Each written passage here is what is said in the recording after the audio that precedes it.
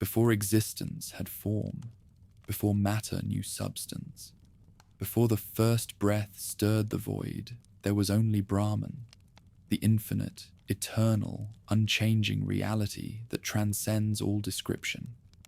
Neither being nor non-being, neither light nor darkness, this ultimate truth existed beyond the grasp of thought itself.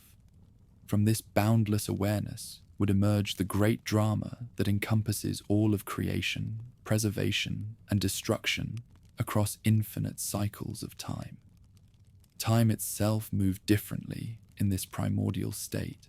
Instead of flowing forward in a straight line, it turned in vast wheels, endless cycles within cycles, each containing eons of unfathomable duration. The largest wheel, called a kalpa, spanned over 4 billion years, divided into 1,000 smaller cycles. Each of these cycles contained 4 distinct ages: the golden Satya Yuga, when righteousness flourished, the declining Treta Yuga, the darkening Dvapara Yuga, and the final Kali Yuga of spiritual darkness. Within this framework operated another division called the Manvantara, periods lasting over 300 million years. 14 such periods completed one great cycle, each presided over by a different Manu, the archetypal first man, who guided humanity through that particular epoch. These overlapping wheels ensured that the universe never truly ended, but transformed continuously, like an eternal breath inhaling and exhaling, worlds across measureless eternities. At the heart of this machinery stood 3 forces that governed all activity. Sattva drew all things toward harmony and illumination. Rajas drove change, passion, and the restless energy that propelled everything forward. Tamas brought rest, inertia, and the necessary destruction that cleared space for new birth. These 3 gunas wove through every aspect of reality, like threads, their ever-shifting combinations determining the character of each age and the nature of all beings within them. From Brahman's mysterious depths emerged the first manifestation, Brahma, the 4-headed creator, whose very presence transformed the void into possibility. Unlike the abstract Brahman, which remained forever beyond attributes, Brahma appeared as a personality capable of thought, intention, and action. His 4 faces gazed simultaneously in all directions, while his 4 arms worked through multiple forces at once. A surge of unmatched beauty marked the beginning of the great work. From the navel of Vishnu, who floated in meditative rest upon the endless ocean, grew a golden lotus of incomparable splendor. This was no ordinary flower, but the very womb of manifestation itself. Hiranyagarbha, the golden egg from which all possibilities would emerge. Upon this lotus sat Brahma, awakening to his purpose with the dawn of the first day. The ocean stretched without beginning or end, an infinite expanse of pure potentiality. These were not the limited seas known to earthly experience, but the fundamental substance from which all matter and energy would eventually crystallize. Floating upon these timeless waters lay Ananta Shesha, the 1,000-headed serpent whose coils supported not merely Vishnu, but the entire structure of reality. Each of Shesha's heads chanted continuously, creating a symphony that maintained the very fabric of the universe. As Brahma contemplated his mission, the first sound emerged from his awareness, the primordial vibration, Aum. Within its 3 syllables lay the entire blueprint of what was to come. The A represented the waking state and the physical universe. The U symbolized the dream state and subtle realms, while the M encompassed deep sleep and pure awareness itself. The silence following these sounds pointed beyond all manifestation to eternal Brahman. This sacred sound became the frequency upon which all reality would be built. From this primal vibration, emerged the 5 elements that would combine to form every conceivable object and being. Space provided the arena for all activity, its infinite emptiness pregnant with potential. Air brought the first movement and breath, the vital force that would animate all living creatures. Fire contributed transformative power, heat and light that enabled change and perception. Water offered flowing, adaptable qualities that allowed life to flourish. Earth provided stable foundation upon which structures could be built and forms could maintain their integrity. For this cosmic engineering project, Brahma called forth the Saptarishis, 7 primordial sages whose awareness was so pure and vast that they could serve as the very architects of reality. These were not merely wise beings, but fundamental principles personified, each responsible for establishing specific laws that would govern the created world. Their meditative power became the foundation upon which physical and metaphysical laws rested, ensuring that everything would unfold according to intelligence rather than chance.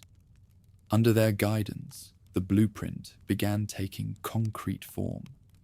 Countless realms emerged, 14 distinct planes of existence, each vibrating at different frequencies.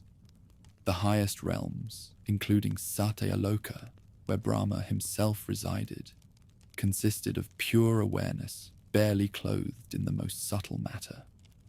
The middle realms blended awareness and matter in complex interactions that allowed for rich experiences of pleasure and pain, learning and forgetting, success and failure.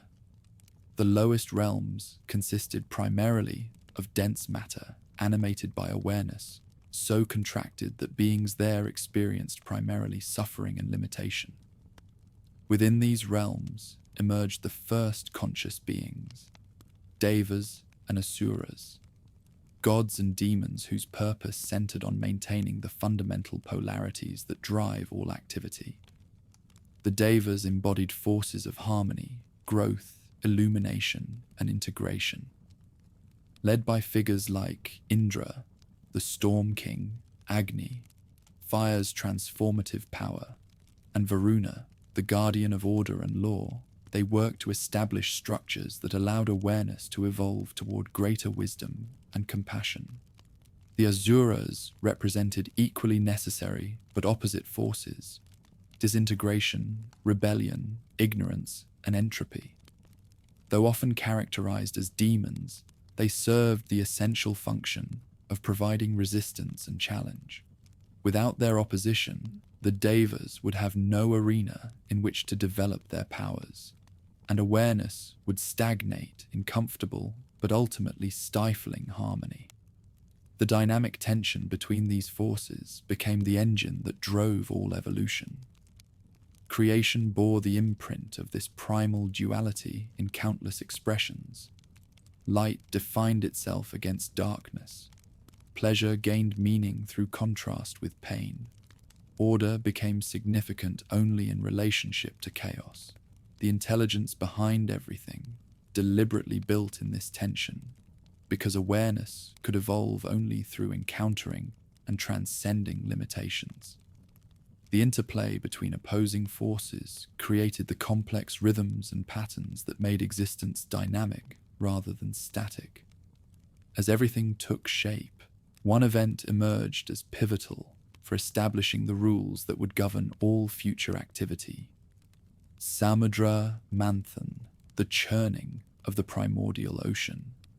This extraordinary enterprise required cooperation between the normally antagonistic Devas and Asuras, who had to work together to extract the nectar of immortality hidden in the ocean's depths. Mount Mandara served as the churning rod, while Vasuki, the king of serpents, became the rope wound around the mountain.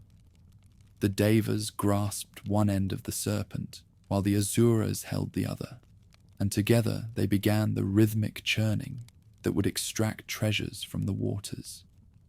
This cooperation produced marvels beyond imagination: the physician of the gods, the wish-fulfilling tree, the goddess of wealth, the nectar of immortality, and ultimately, the power that would activate all of reality. From this churning emerged Lakshmi, the goddess whose presence brought prosperity, beauty, and abundance wherever she appeared. Her emergence from the waters signaled that the universe was not merely an exercise in engineering, but an expression of love and generosity. Everything existed not because it had to, but because the supreme awareness delighted in sharing its infinite nature through countless forms and experiences. Halahala, born of the ocean's churning, is a poison so intense it could obliterate all manifestation before it has the chance to emerge. In this crisis, Shiva stepped forward without hesitation, drinking the poison and holding it in his throat to prevent either his destruction or its escape. His throat turned blue from this supreme sacrifice, earning him the name Nilakantha. This act revealed that destruction, properly understood, was not creation's opposite, but its necessary partner. The willingness to absorb darkness so that light could continue shining. When Dhanvantari, the physician of the gods, emerged carrying a golden pot containing the precious Amrita, it triggered the final crisis. The Asuras immediately attempted to seize the nectar for themselves. Battle erupted as both sides fought desperately for control of immortality itself. Vishnu intervened with a strategy that revealed the subtle intelligence governing all events. He manifested as Mohini, a female form of such overwhelming beauty that even the battle-hardened Asuras stopped fighting to gaze upon her in wonder. Using their momentary distraction, she offered to distribute the Amrita fairly between both sides. Enchanted by her beauty, the Asuras consented to let Mohini distribute the nectar. But she distributed it only to the Devas, ensuring that the forces of harmony and evolution gained immortality, while those of chaos and destruction remained subject to death. One Asura, Rahu, disguised himself among the Devas and managed to taste the nectar before the sun and moon exposed his deception. Vishnu immediately decapitated him, but since the Amrita had already touched his throat, Rahu became immortal as a disembodied head, forever seeking revenge by periodically swallowing the sun and moon during eclipses. This event established crucial laws that would govern all subsequent ages. Cooperation between opposing factions, though difficult and temporary, could produce results impossible for either side alone. Great treasures always came with great risks and demanded sustained effort to obtain. Most importantly, the forces of preservation and harmony, while not inherently more powerful than those of destruction and chaos, possessed a subtle intelligence that could turn apparent defeats into ultimate victories. As the fundamental structures crystallized, the roles of the three primary forces became clearly defined. Brahma, having completed the initial work, retreated into the background. His active phase temporarily concluded. His role resembled that of an architect who designs a magnificent building. Once construction begins, other specialists take over daily management. Vishnu emerged as the active preserver, whose awareness permeated and sustained all created forms. His role extended far beyond passive maintenance to include direct intervention whenever balance was threatened. Unlike Brahma, whose creative work occurred in great bursts at the beginning of cycles, Vishnu's preserving activity continued constantly throughout everything, like a physician monitoring the health of reality itself. Shiva embodied the force of dissolution that cleared away outworn forms to make space for new birth. His destructive power operated not from malice or anger, but from compassion, recognizing that awareness trapped in limiting structures could not evolve until those limitations were dissolved. His dance maintained the universe in constant motion, preventing the stagnation that would occur if any form became permanently fixed. In perfect coordination, these three forces merged much like primary colors, forming an infinite spectrum of hues. Their cooperation ensured that everything remained dynamic and evolutionary, rather than static and fixed. The interplay between their functions created the complex rhythms and patterns that made existence both challenging and beautiful, difficult and rewarding, temporary and eternal. Dharma emerged not as an external law imposed upon reality, but as the very intelligence woven into the fabric of everything. Like gravity in the physical realm, it operated as a force that kept everything aligned with its highest purpose. When beings acted in harmony with Dharma, they experienced fulfillment, growth, and happiness. When they violated these patterns, they encountered obstacles, suffering, and limitation. This feedback system ensured that awareness naturally evolved toward greater wisdom and compassion through experience. Setting up Dharma required careful calibration. Too much order would create a static, lifeless universe where awareness could not evolve. Too much chaos would prevent any stable structures from forming, making coherent experience impossible. The intelligence threaded the needle perfectly, creating a universe dynamic enough to permit growth, yet stable enough to allow beings to learn from their experiences. By establishing these forces, the foundation was set for all future activity. The stage was now set for the emergence of specific personalities who would guide and protect reality through its various phases. The basic laws had been established, the essential structures put in place, and the mechanisms of balance activated. The next phase would see the emergence of individual beings whose personalities and powers would shape the specific character of each age. The Great Order had been established, but the drama of existence was only beginning to unfold. With reality's framework established and Dharma's laws set in motion, abstract forces transformed into vivid personalities. Creation, preservation, and destruction took on distinct characters, abilities, and desires that would drive the great drama across countless millennia. Gods walked among mortals during this age. Demons challenged heaven itself, and the universe's very structure hung in balance through epic conflicts that determined the fate of all beings. Vritra, the serpent of drought and obstruction, coiled himself around heaven's waters, preventing life-giving rains from reaching earth below.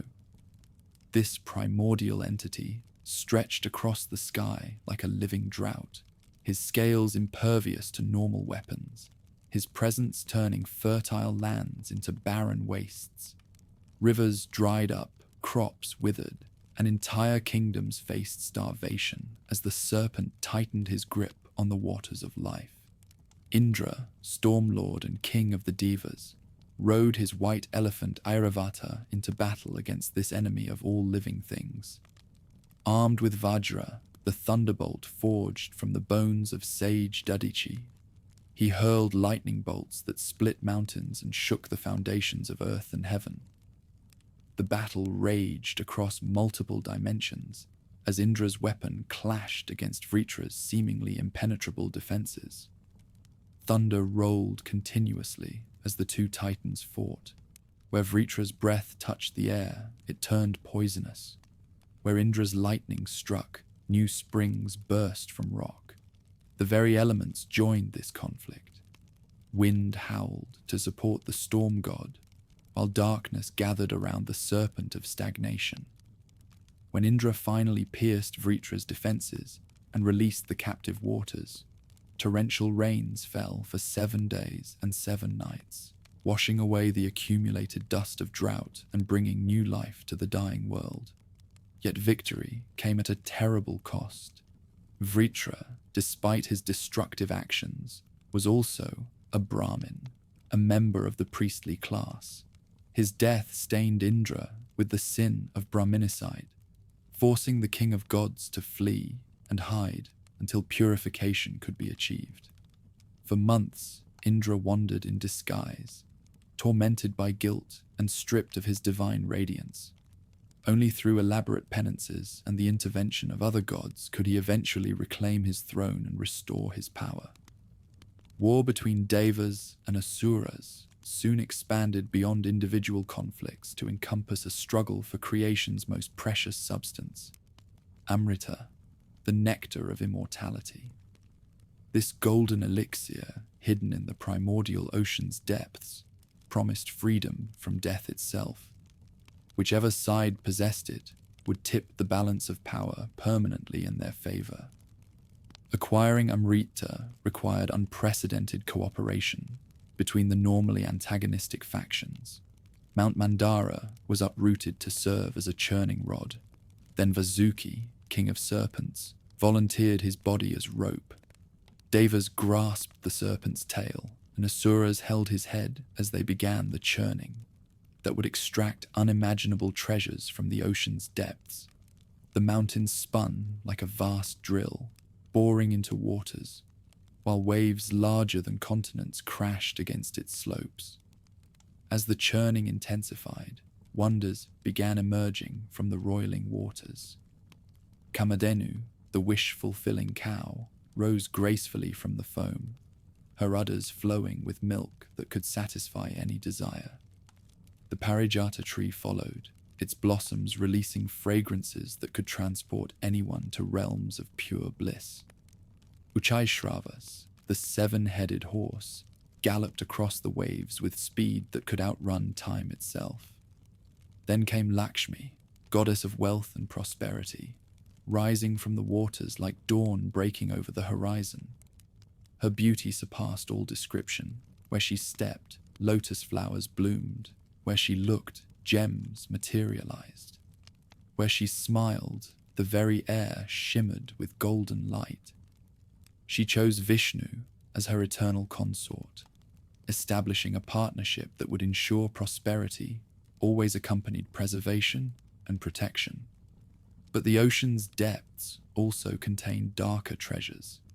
Halahala, the poison of dissolution, erupted from the waters with such toxicity that it threatened to dissolve all creation before the Amrita could be retrieved. This was poison in its absolute form, not merely harmful to individual beings, but capable of unraveling reality's very fabric. Merely breathing its fumes began corrupting the elements, turning air into acid and water into liquid fire. Without hesitation, Shiva stepped forward and consumed the poison, holding it in his throat to prevent either his destruction or its escape to contaminate creation.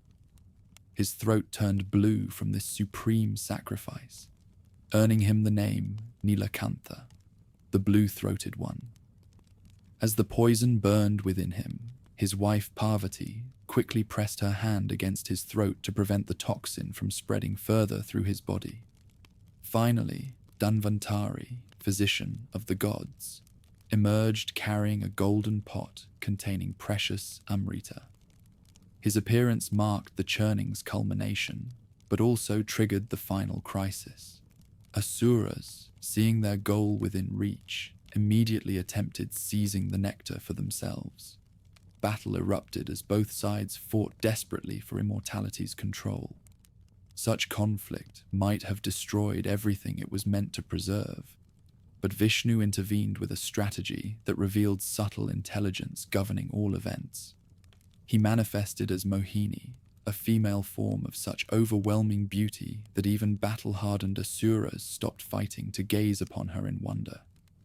Her graceful movements, melodious voice, and enchanting smile bewitched everyone present. Using their momentary distraction, Mohini offered to distribute the Amrita fairly between both sides. The Asuras, completely captivated by her beauty and believing they could trust her feminine nature, agreed to let her serve the nectar, but she distributed it only to the Devas, ensuring that harmony and evolution's agents gained immortality, while chaos and destruction's agents remained subject to death. One Asura, Rahu, disguised himself among the Devas and managed to taste the nectar before the sun and moon exposed his deception. Vishnu immediately decapitated him with his discus, but since Amrita had already touched his throat, Rahu became immortal as a disembodied head. Forever seeking revenge, he periodically swallows the sun and moon in the phenomenon mortals call eclipses, though they always escape through his severed neck. By obtaining the Amrita, the Devas shifted the equilibrium throughout the celestial realms. Indra consolidated his position as king of gods, ruling from magnificent Amaravati, where seasons followed his moods and the very air sparkled with crystallized joy. His court became celestial civilization's center, where gods gathered to celebrate victories, plan strategies, and enjoy their responsibilities' fruits. Indra's character embodied authority's complexities and contradictions. As thunderbolts wielder and storms commander, he possessed strength to shatter mountains and power to command winds. His elephant, Airavata, could travel between dimensions, while his weapon, Vajra, could pierce any defense. Yet this same Indra struggled with pride, jealousy, and the intoxication that comes with supreme authority. His conflicts with sages and romantic entanglements would later reveal that even immortal status could not eliminate challenges that come with free will and desire. Agni, fire's lord, served as both destroyer and purifier, his flames capable of reducing anything to ashes, yet also transforming base materials into refined substances. His role extended beyond mere combustion to encompass all transformation. Digestion's fire converting food into energy, knowledge's fire burning away ignorance, yoga's fire purifying the soul itself. He served as messenger between realms, carrying offerings from earth to heaven and bringing inspiration down to mortals. His eternal hunger symbolized the restless energy driving all change and growth. Varuna emerged as law and moral order's guardian, his 1,000 eyes seeing everything occurring throughout creation. Unlike human law enforcement, which could only observe and punish external actions, Varuna's jurisdiction extended to thoughts, intentions, and every deed's subtle consequences. He bound transgressors with ropes that no weapon could cut, yet also possessed the power to release those who genuinely repented and sought purification.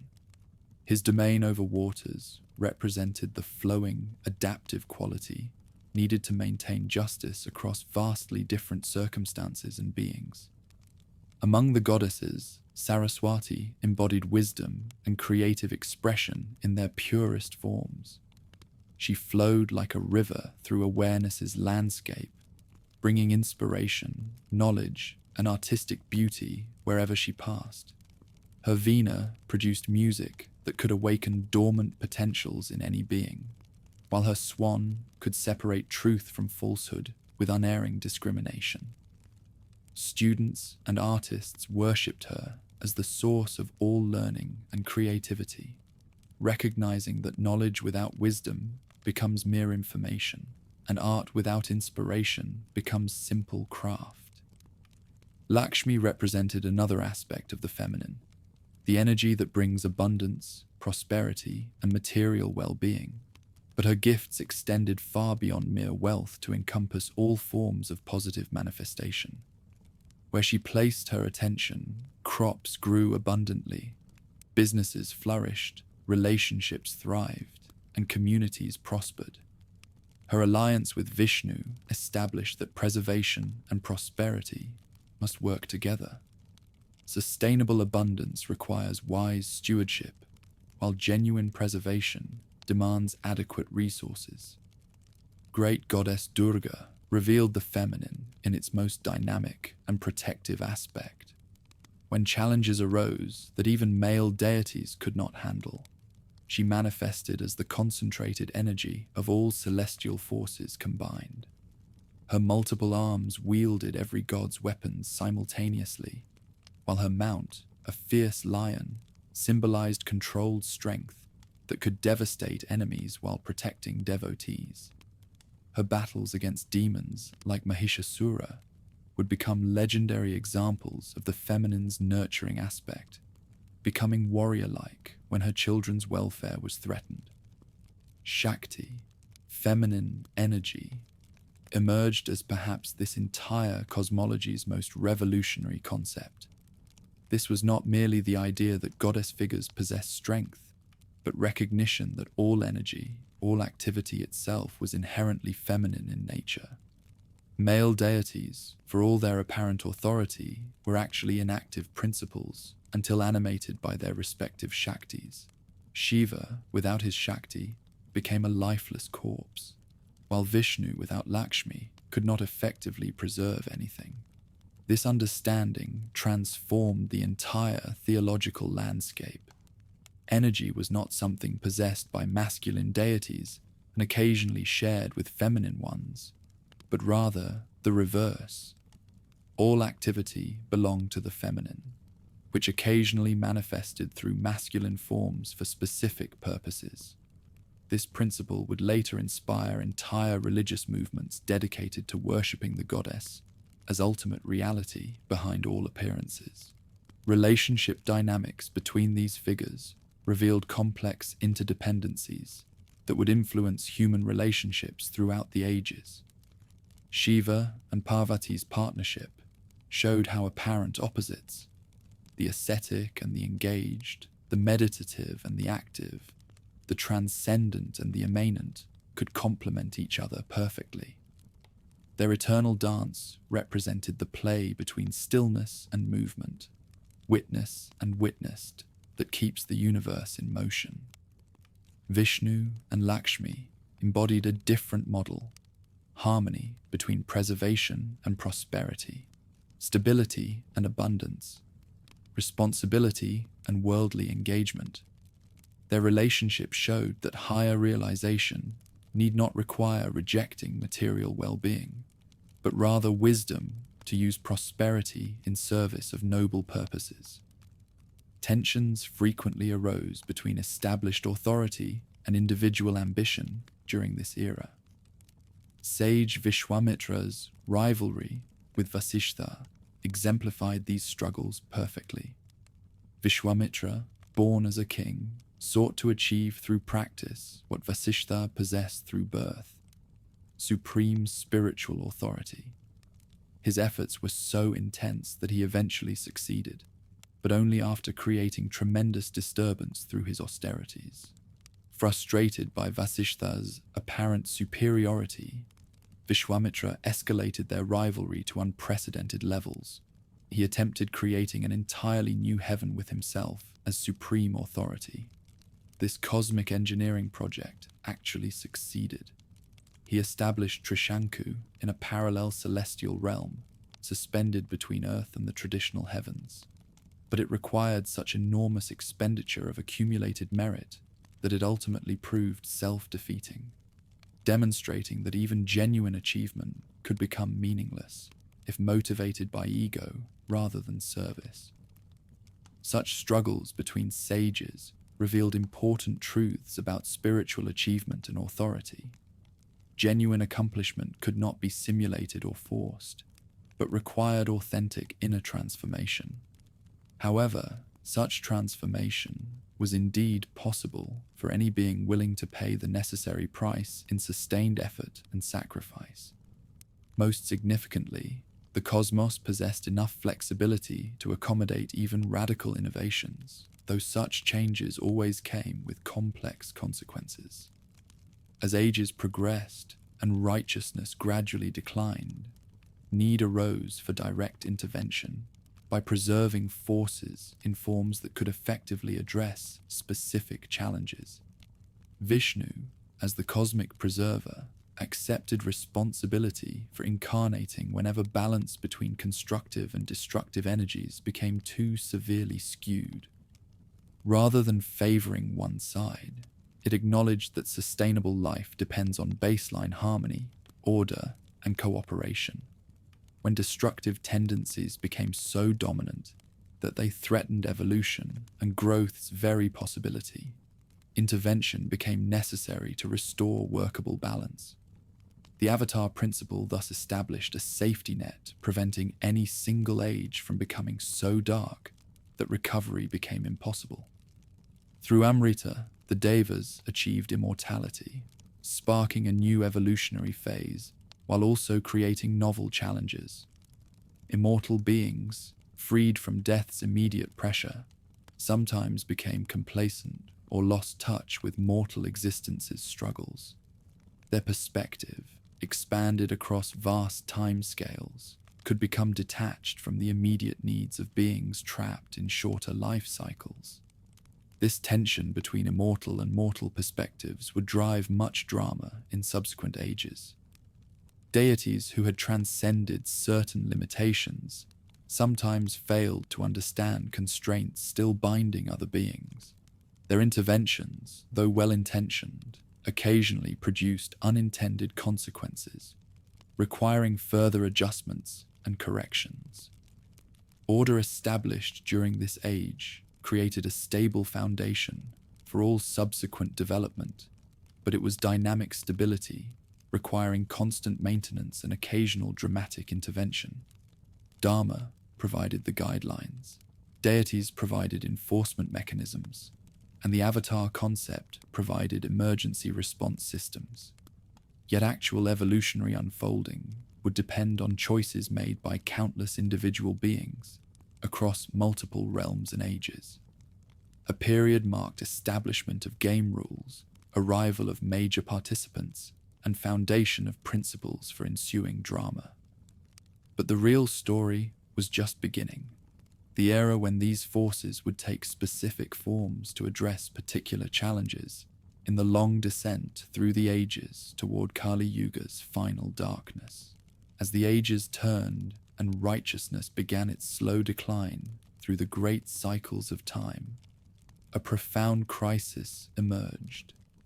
The balance between creation and destruction, order and chaos, had been carefully established, but maintaining it across vast eons required something unprecedented: the willingness of the Supreme Preserver to abandon his celestial throne and take physical form among the beings he protected.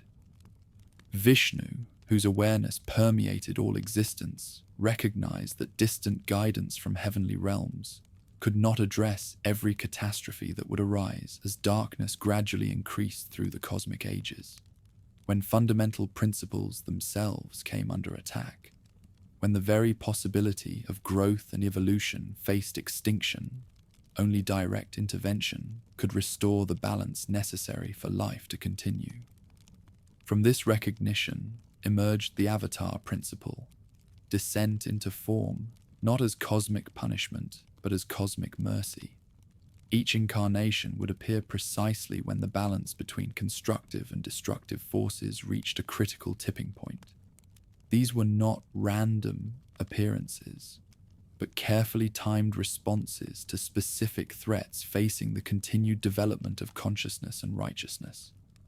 10 primary incarnations, the Dashavatara, would span millions of years and multiple stages of cosmic development, beginning with the most elemental forms of life and progressing through increasingly complex manifestations. They traced the very arc of evolution itself, from aquatic origins through terrestrial forms to human consciousness and beyond. When the great deluge rose to submerge the entire world and wash away all accumulated knowledge, Vishnu's first incarnation appeared as Matsya, a fish of colossal proportions.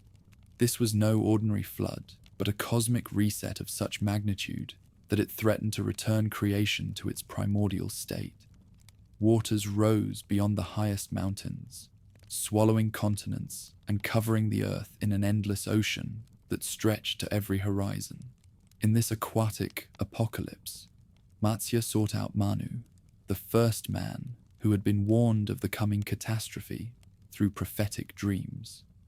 Following divine instructions, Manu had constructed a massive vessel and gathered samples of all life forms, along with sacred texts containing the accumulated wisdom of ages. As conventional navigation became impossible, Matsya attached the ark to his horn and guided it through chaotic seas for 7 days and nights, protecting his precious cargo until the waters finally receded and dry land emerged once more. Another crisis, requiring a completely different solution, brought forth the second incarnation.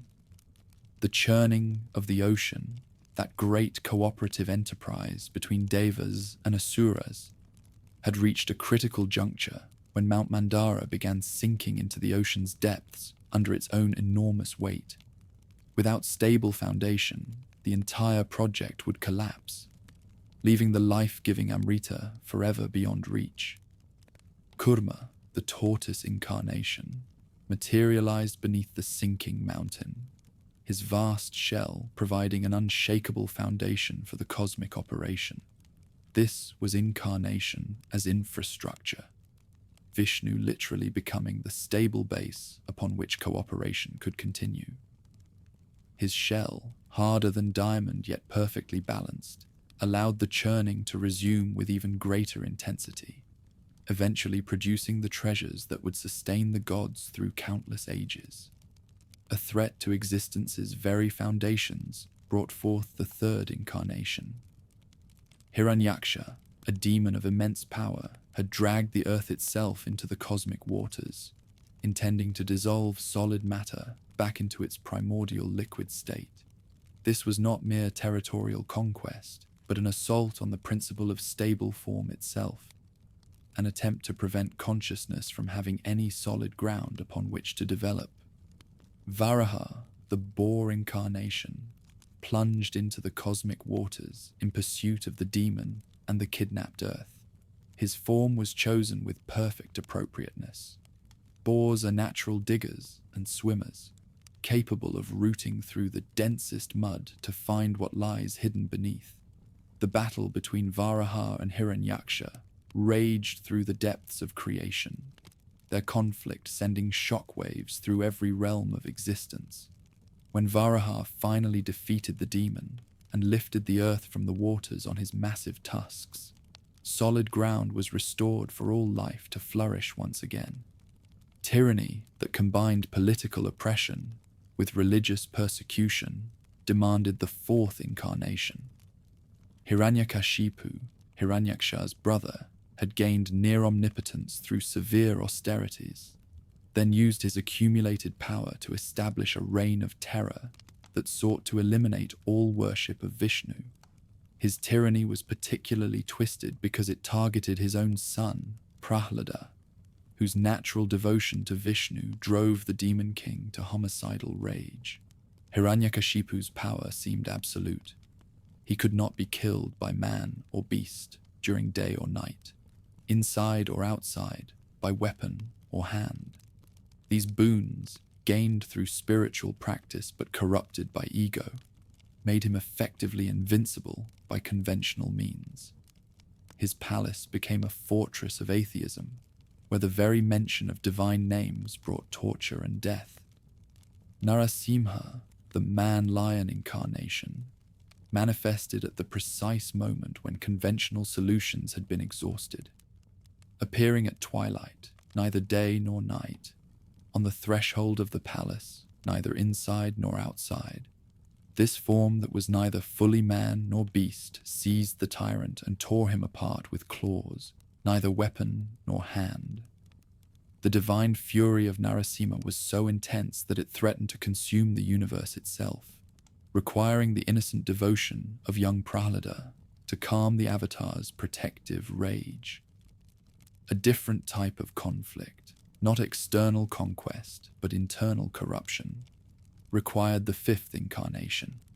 King Bali, despite his many admirable qualities, had achieved dominion over all three worlds through a combination of spiritual merit and military conquest. His rule was just and generous, bringing prosperity wherever he governed. Yet this very success had disrupted the cosmic balance by concentrating too much power in any single being's hands.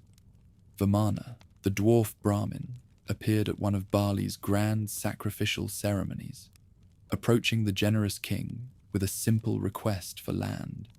merely 3 paces worth, the amount a small Brahmin might need for his sacrificial fire. Bali, known for his charity and eager to gain merit by supporting a holy man, immediately granted the modest request, despite warnings from his spiritual advisor that this was no ordinary petitioner. When Bali poured water on Vamana's hands to formalize the gift, the dwarf began expanding to cosmic proportions. With his first step, he covered the entire earth. With his second, he encompassed all the heavens. When he prepared for the third step, Bali realized he had encountered the Supreme Lord himself and offered his own head for the final pace, recognizing that true greatness lies not in holding power, but in surrendering it gracefully when cosmic balance requires. Corruption within the warrior class itself brought forth the 6th incarnation. The Kshatriyas, meant to protect society and uphold Dharma through righteous governance, had instead become parasitic oppressors, exploiting their subjects and ignoring their duties. Their military power, originally intended to serve righteousness, had been turned against the very principles they were sworn to protect.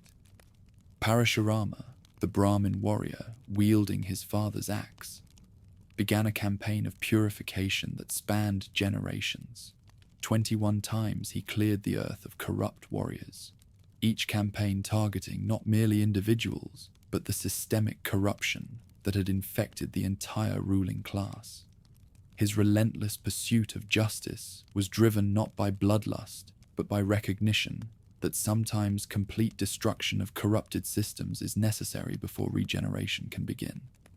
After completing his mission of purification, Parashurama retired to meditation, demonstrating that even necessary violence must be laid aside once its purpose is fulfilled.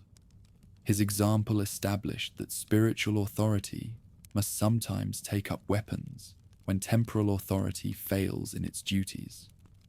But such intervention should always serve transcendent purposes rather than personal ambition.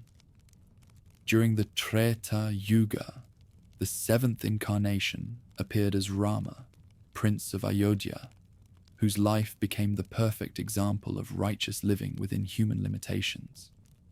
Unlike previous incarnations that manifested superhuman powers openly, Rama chose to experience the full range of human challenges while maintaining unwavering commitment to Dharma.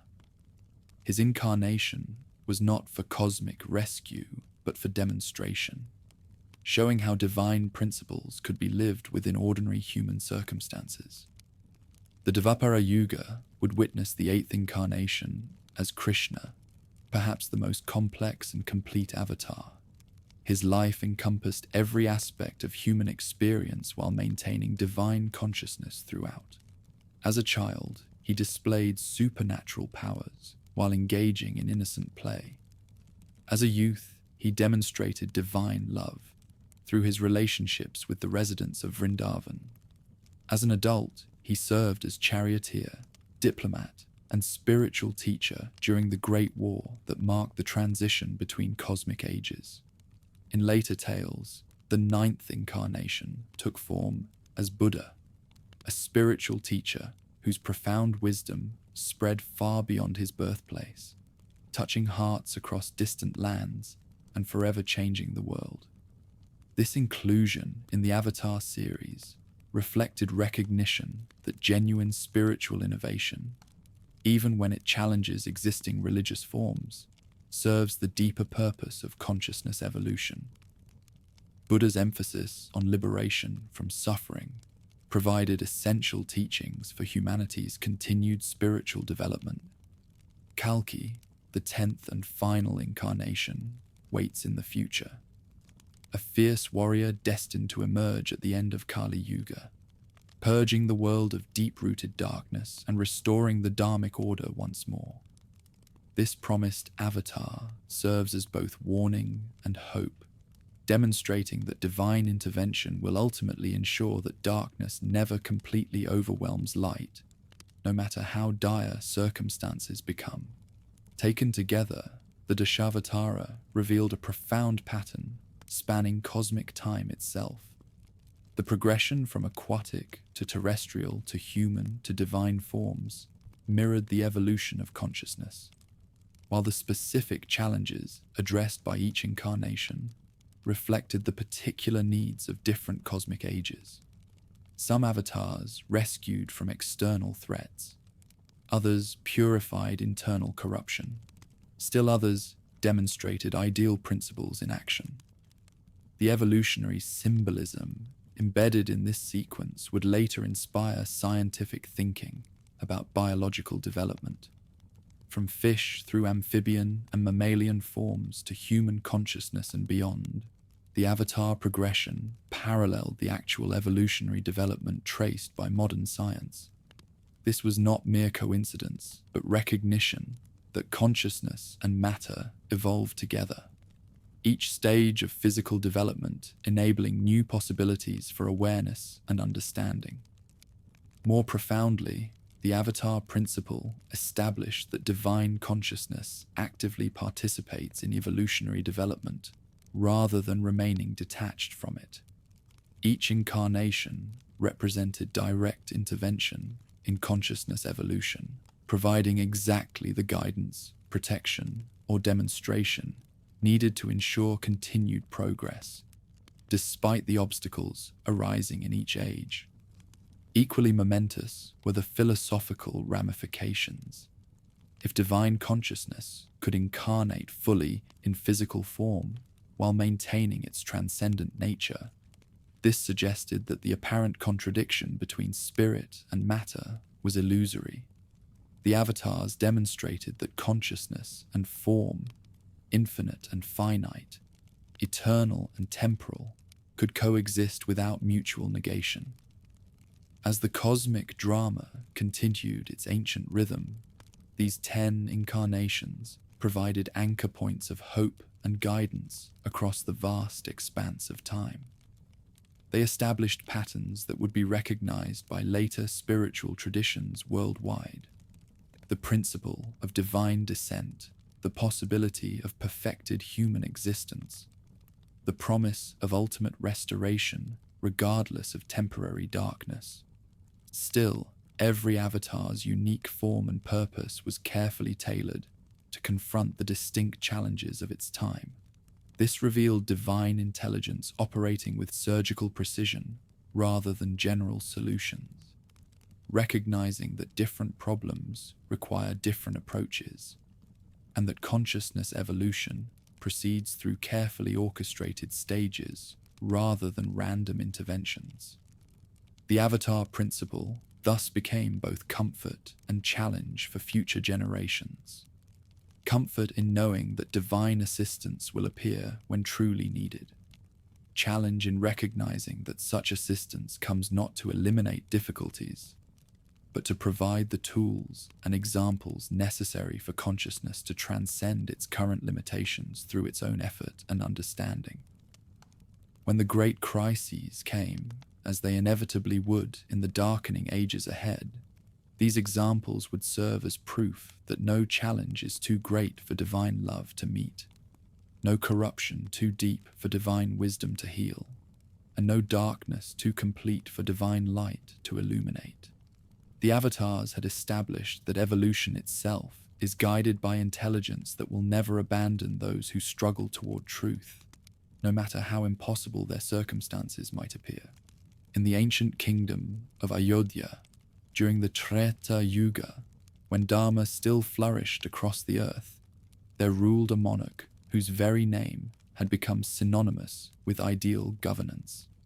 Dashavatara, descendant of the solar dynasty, had brought such prosperity and justice to his realm that his subjects lived without fear of crime, disease, or want. Markets overflowed with goods, fields yielded abundant harvests, and the kingdom's borders remained secure against all threats. Yet despite his many achievements and the love of his people, darkness clouded the ruler's otherwise perfect reign. He had no heir to continue his noble lineage.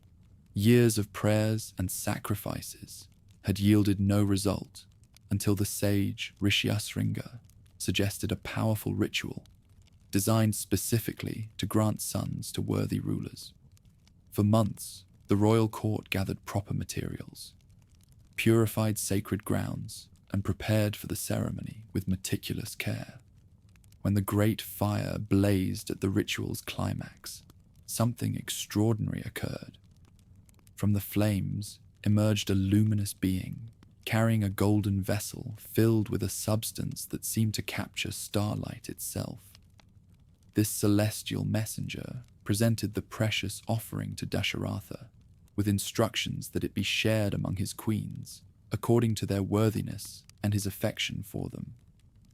Dashavatara divided the miraculous substance among his 3 wives. Kausalya, his chief queen, received the largest portion.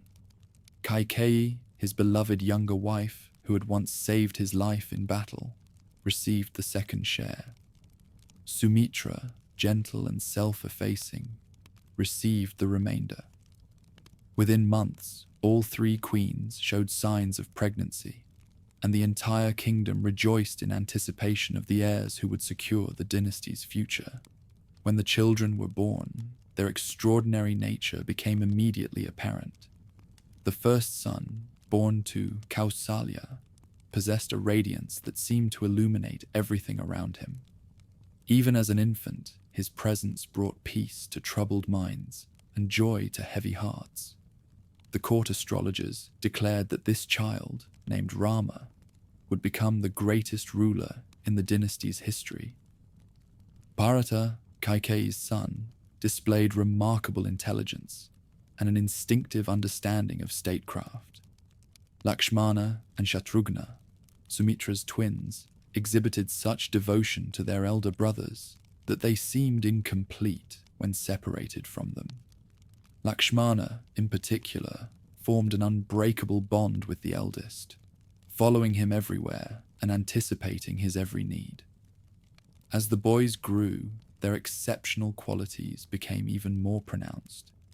Rama excelled in every art: archery, swordsmanship, horsemanship, and the study of sacred texts. Yet more remarkable than his physical and intellectual accomplishments was his character.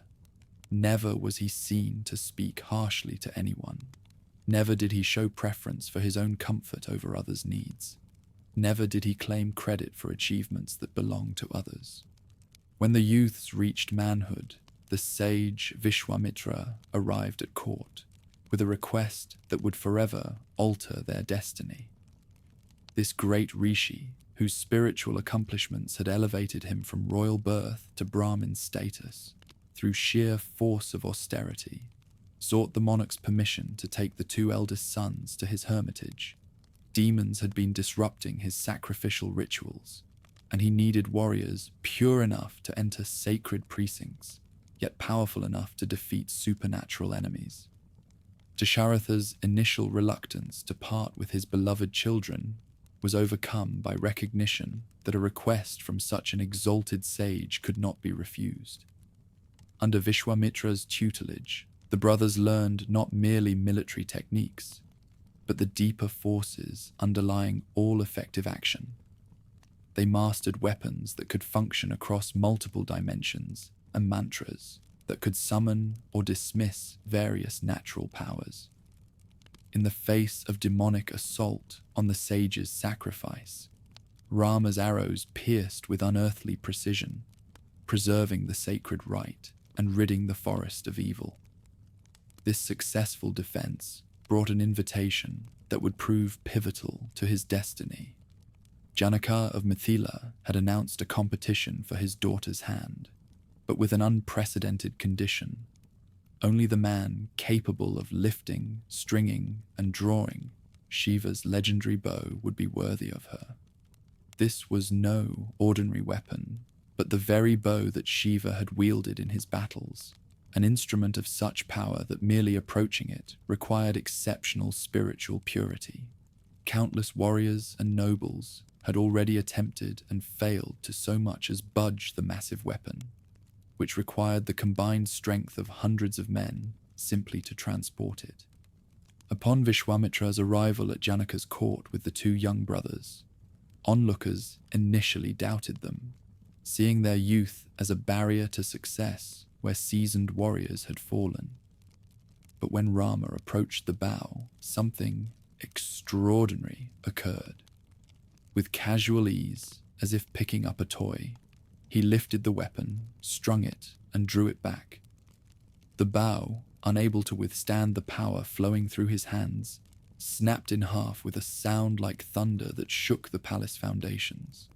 The princess, watching from behind a silken screen, recognized in that moment that she was witnessing not merely a feat of strength, but something far more profound.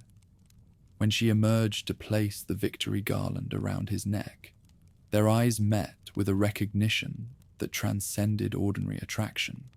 The marriage celebrations that followed united two of the most noble royal houses in the land, cementing alliances that would prove crucial in trials ahead. For several years after their return to Ayodhya, the royal family lived in perfect harmony. Rama's reputation for wisdom and compassion spread throughout the kingdom, making him beloved by subjects who eagerly anticipated the day he would assume the throne. Dashavatara, recognizing both his advancing age and his son's exceptional qualifications, began making preparations to formally crown him as heir apparent. However, these preparations triggered a crisis that had been planted years earlier through palace intrigue. Manthara, Kaikeyi's hunchbacked maid, had long harbored resentment toward the royal family, despite receiving generous treatment. When she learned of the impending coronation, she saw an opportunity to advance her own interests, while destroying what she perceived as threats to her position. Through carefully crafted arguments, Manthara convinced Kaikeyi that Rama's rule would inevitably marginalize Bharata and herself. The maid reminded her mistress of two boons that Dasharatha had promised years earlier when Kaikeyi had saved his life on the battlefield. These promises, given in gratitude and love, had never been claimed, but they remained valid according to sacred laws governing royal word. Under Manthara's poisonous influence, Kaikeyi's natural affection transformed into fear for her son's future. When Dasharatha came to share his joy about the planned coronation, he found his beloved wife dressed in mourning clothes, lying on the floor of her private chamber in apparent despair. Her demands, when finally disclosed, struck him like physical blows. She wanted Bharata crowned instead, and she wanted Rama banished to the forest for 14 years. Dasharatha's anguish at these demands cannot be adequately described. His love for his firstborn was so profound that the mere thought of separation brought physical pain. Yet his word as a monarch was sacred, bound by laws that transcended personal preference. For hours he pleaded with Kaikeyi to reconsider, offering her wealth, kingdoms, even his own life in place of the terrible boons she had chosen to claim. As soon as Rama became aware of the crisis, he responded without hesitation or doubt. Without hesitation or complaint, he accepted the banishment as an opportunity to honor his father's word and uphold the sacred nature of royal promises. His calm acceptance of circumstances that would have driven lesser men to rage or despair displayed a character that understood duty not as external constraint, but as the very expression of his essential nature. The princess's decision to accompany her husband into wilderness established a legendary example of wifely devotion. Her arguments for joining him revealed sophisticated understanding that a wife's duty was not merely to share her husband's prosperity, but to participate fully in his life's purpose, whether it led to palace or forest. Her gentle but firm refusal to remain in comfort while he faced hardship expressed true love through shared sacrifice, rather than mere sentiment. Lakshmana's immediate decision to join the banishment surprised no one who understood the depth of his devotion to his brother. His willingness to abandon his own wife and comfort to serve in the wilderness exemplified the bonds that transcend ordinary family obligation. Urmila's brave acceptance of separation from her husband demonstrated that duty extends to supporting others' sacred obligations, even when it requires personal sacrifice. As the three left Ayodhya, the entire population sought to follow, unwilling to stay in a kingdom that had lost its most cherished heir. Only Rama's direct command, given with tears in his eyes, convinced the people to return and support Bharata's eventual rule. This scene revealed true leadership, not domination imposed through force, but devotion freely given in response to genuine love and service. Bharata's reaction upon returning from his uncle's kingdom to find his brother banished and his father dead from grief provided another powerful example of noble behavior. Rather than accepting the throne that had been won for him through his mother's manipulations, he immediately set out for the forest to bring Rama back. His refusal to benefit from actions he had not authorized illustrated that individual responsibility cannot be escaped through ignorance or good intentions. When Bharata found his brother in the forest, their meeting expressed the highest possibilities of family relationships. Bharata's sincere repentance for his mother's actions was met with complete forgiveness and understanding. Yet Rama's gentle but firm refusal to return before completing his term illustrated that personal relationships, however loving, could not override sacred obligations once undertaken. Bharata's solution to this dilemma revealed remarkable wisdom and devotion.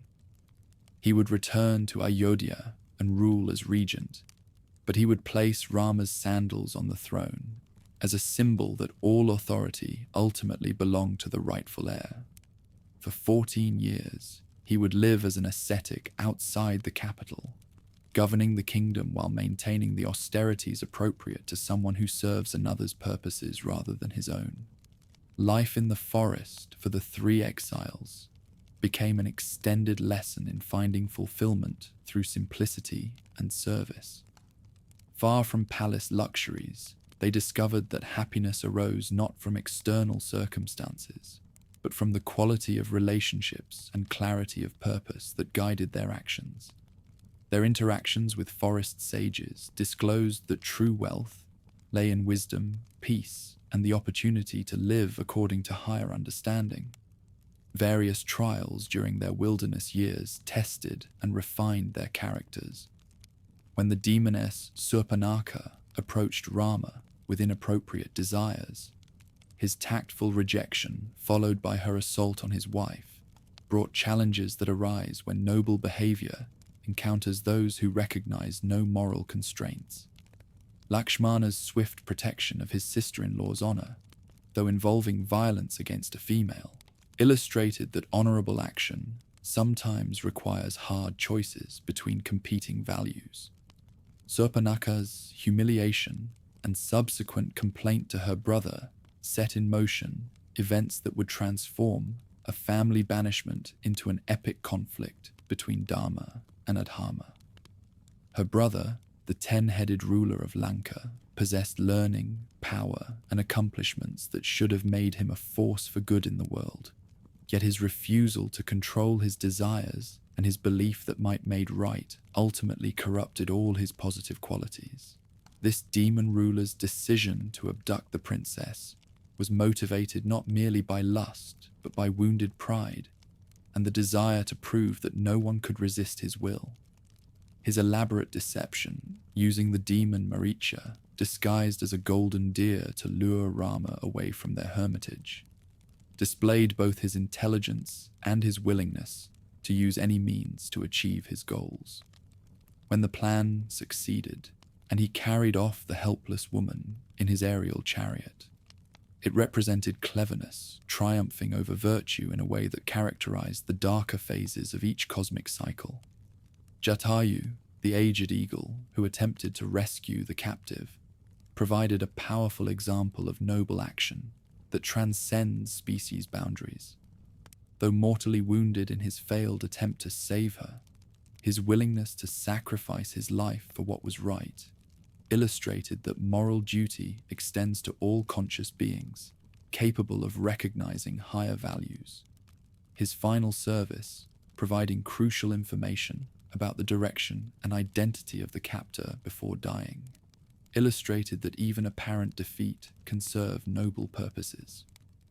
Rama's anguish upon discovering his wife's abduction revealed his human nature, while his determined search for her expressed his commitment to sacred relationships. His alliance with Sugriva, the exiled monkey ruler, established that worthy causes naturally attract support from unexpected sources. By helping Sugriva regain his throne from his brother Vali, Rama gained not merely military assistance, but the devoted service of beings whose loyalty would prove unshakable. Hanuman's emergence as Rama's greatest devotee during this period revealed the transformative power of selfless service. This mighty being, capable of leaping across oceans and wielding supernatural strength, found his true purpose not in displaying powers for personal glory, but in serving someone who embodied perfect virtue. His journey to Lanka to locate the captive became a legendary example of mission accomplishment through courage, intelligence, and unwavering dedication. Their dialogue in the demon ruler's garden exposed the spiritual essence hidden beneath the surface of the political clash. Her refusal to escape with Hanuman, though she possessed the power to do so, expressed her understanding that virtuous victory required proper means as well as just goals. Her insistence that her husband himself must rescue her upheld the idea that virtue must triumph through its own strength, rather than through shortcuts that might compromise its purity. Preparation for war between Rama's forces and the demon's mighty army required careful attention to honorable rules of warfare. Even when fighting against those who had violated every standard of decent behavior, Rama insisted on following traditional codes of combat. His refusal to take unfair advantage, even against an enemy who recognized no such constraints, illustrated that virtuous action derives its power precisely from its adherence to universal standards regardless of others' behavior. Vibhishana's decision to abandon his brother and seek refuge with Rama provided another powerful example of moral choice.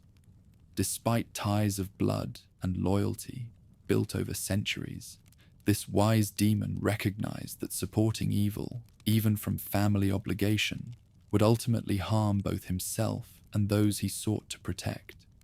His acceptance by Rama, despite strong objections from some allies, indicated that worthy movements must remain open to sincere converts, regardless of their previous associations. When battle finally came, it revealed virtue's ultimate superiority over mere power and cleverness. Though the demon's forces possessed supernatural weapons and numerical superiority, they could not withstand the moral force that animated Rama's army. The demon ruler's greatest warriors fell not merely to superior tactics, but to the inevitable consequence of fighting against virtue itself. His death, when it came, was mourned as a sorrowful waste, rather than a conquest over darkness. His final moments revealed recognition of his opponent's true nature and regret for choices that had led to his destruction. This compassionate portrayal illustrated that even enemies deserve understanding, and that virtuous victory should be tempered with sorrow for the suffering that wrong choices inevitably bring. The princess's trial by fire, demanded despite certain knowledge of her purity, represented a complex episode in the entire epic. The insistence on public proof of her chastity, though painful to both of them, illustrated that noble leadership sometimes requires leaders to place duty to ideals above personal feelings. Her willing acceptance of the trial and the fire's refusal to harm her provided confirmation of her purity, while establishing that truth ultimately reveals itself regardless of human skepticism. Return to Ayodhya after 14 years of wilderness marked the restoration of proper order. But it also disclosed that noble leadership involves ongoing challenges rather than permanent solutions. Rama's coronation brought joy to his subjects and prosperity to the kingdom, yet it also initiated new responsibilities that would test his commitment to virtue in different ways. Years later, when gossip about his wife's time in the demon's captivity began circulating among the people, the monarch faced perhaps his most difficult decision. His choice to send her into seclusion, though she was pregnant with his children, illustrated that noble leadership sometimes requires leaders to sacrifice personal happiness for their subjects' confidence in their moral authority. This painful decision indicated that virtue does not promise ease or conventional happiness, but rather the deeper satisfaction that comes from consistent adherence to universal ideals. Through dignified acceptance of this second parting and a life of austerity in Valmiki's hermitage, the princess's exceptional character was fully revealed. Her refusal to return when her husband later sought reconciliation indicated that dignity sometimes requires maintaining boundaries, even with those we love most. Her eventual return to Mother Earth, from whom she had originally emerged, symbolized the ultimate reunion of individual existence with universal forces. Rama's own departure from earthly life, walking into the river Sarayu and resuming his form as Vishnu, completed the expression of virtuous living within human limitations. His entire life had illustrated that it was possible to maintain perfect adherence to virtue while experiencing the full range of human joys and sorrows. His example established standards that would guide rulers and common people alike for thousands of years. The epic thus became more than entertainment or even religious instruction. It provided a complete guide to virtuous living that addressed every aspect of human relationships and social responsibility, from family dynamics to governance, from personal ethics to military conduct, from the rights of subjects to the duties of rulers. This story offered examples that could guide decision-making in virtually any circumstance. Most profoundly, the tale established that virtuous action produces its own reward through transformation of character and the peace of mind that comes from living according to universal ideals. External circumstances might bring joy or sorrow, success or failure, but those who maintain noble orientation experience an underlying fulfillment that transcends temporary conditions. As the Treta Yuga drew toward its close, this example provided a foundation of virtue that would sustain civilization through the more challenging ages ahead. The illustration that virtue could be lived perfectly within human limitations offered hope that individual effort, guided by proper understanding, could resist the decline that seemed inevitable as cosmic cycles progressed toward darker phases.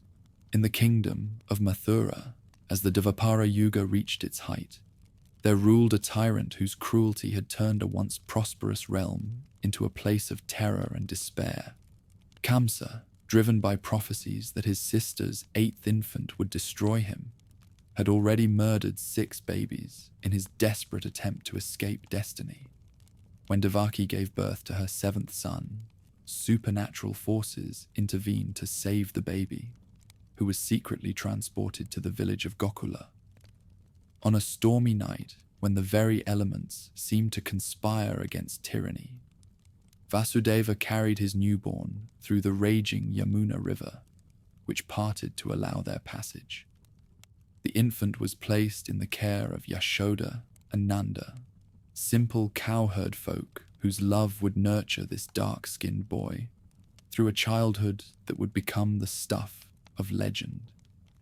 From his earliest days, the baby displayed miraculous powers wrapped in innocent play. As an infant, he killed the demoness Putana, who came to poison him with her toxic breast milk, sucking not only the poison, but her very life force until she revealed her true monstrous form in death. Yet moments later, he was simply a beautiful baby again, sleeping peacefully in his foster mother's arms. Yashoda often found herself perplexed by her extraordinary foster son, When she tried to tie him up for mischief, the rope always fell short by just 2 finger widths, no matter how much she added. When she opened his mouth to see if he had eaten dirt, she glimpsed the entire universe within, planets, stars, and galaxies swirling in infinite space, before he closed his mouth and became once again just her playful son. The boy's reputation as a butter thief became legendary throughout Vrindavan. With his band of young friends, he would devise elaborate schemes to reach the pots of freshly churned butter that mothers hung from their ceilings. His technique was flawless. Another youth would bend down, a second would climb on his shoulders, and the little thief would distribute the stolen treasure among his companions, always ensuring that the poorest children received their share.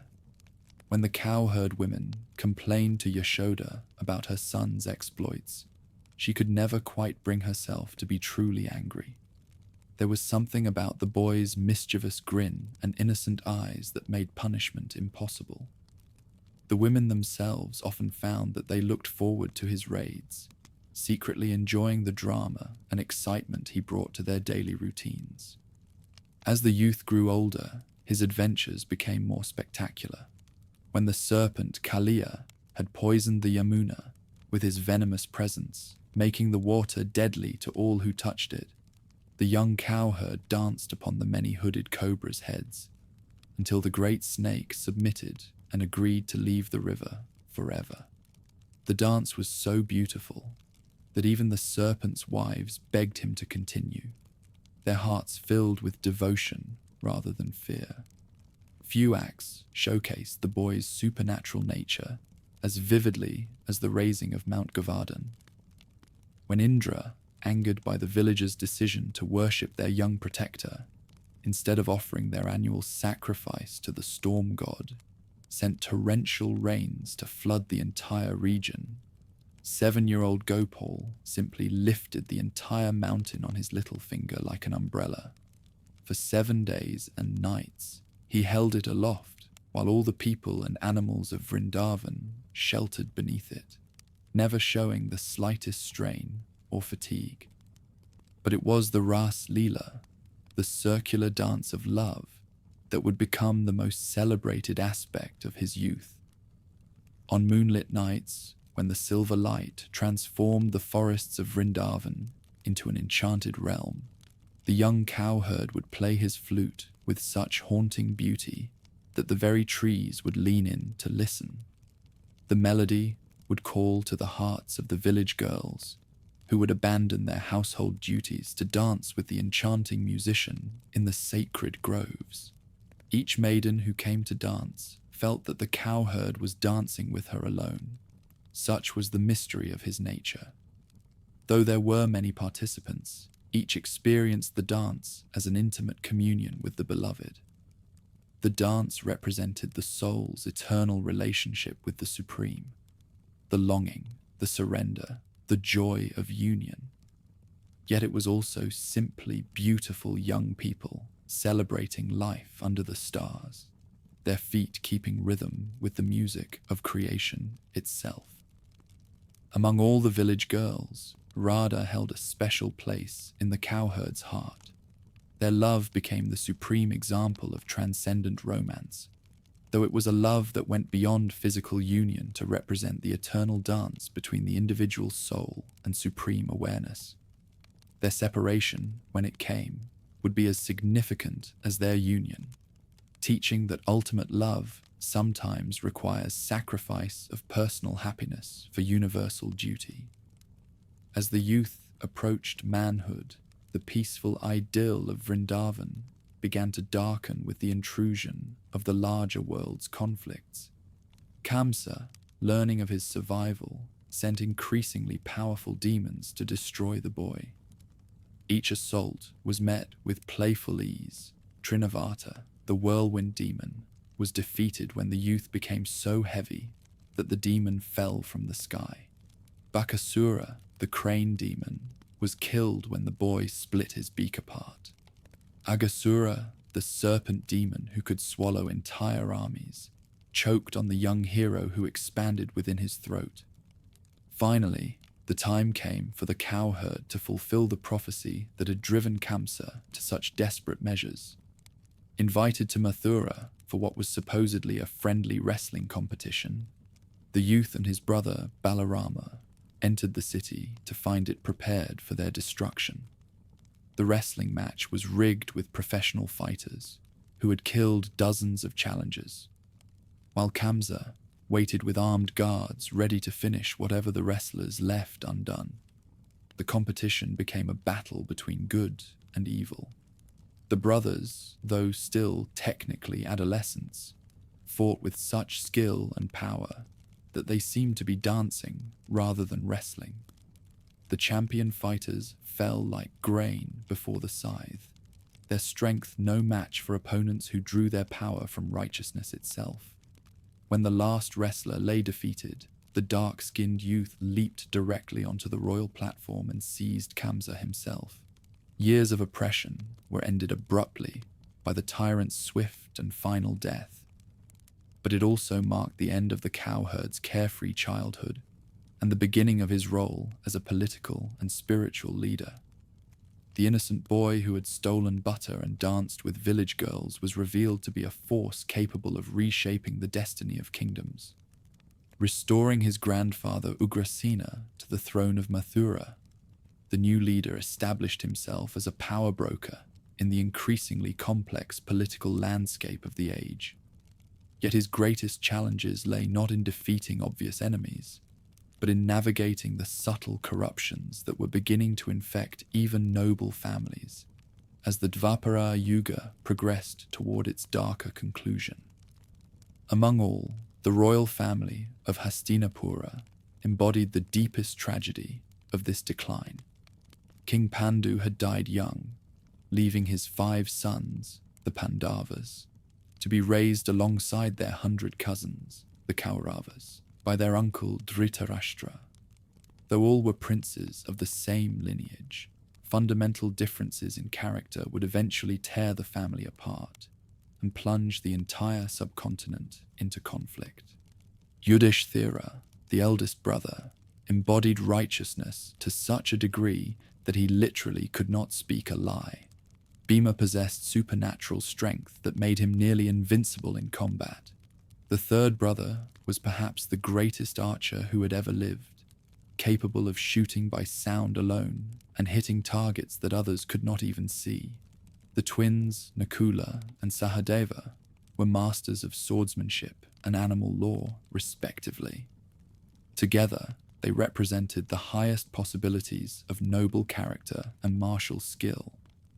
The Kauravas, led by the ambitious eldest prince, possessed equal training in weapons and statecraft, but lacked the moral foundation that guided their cousins.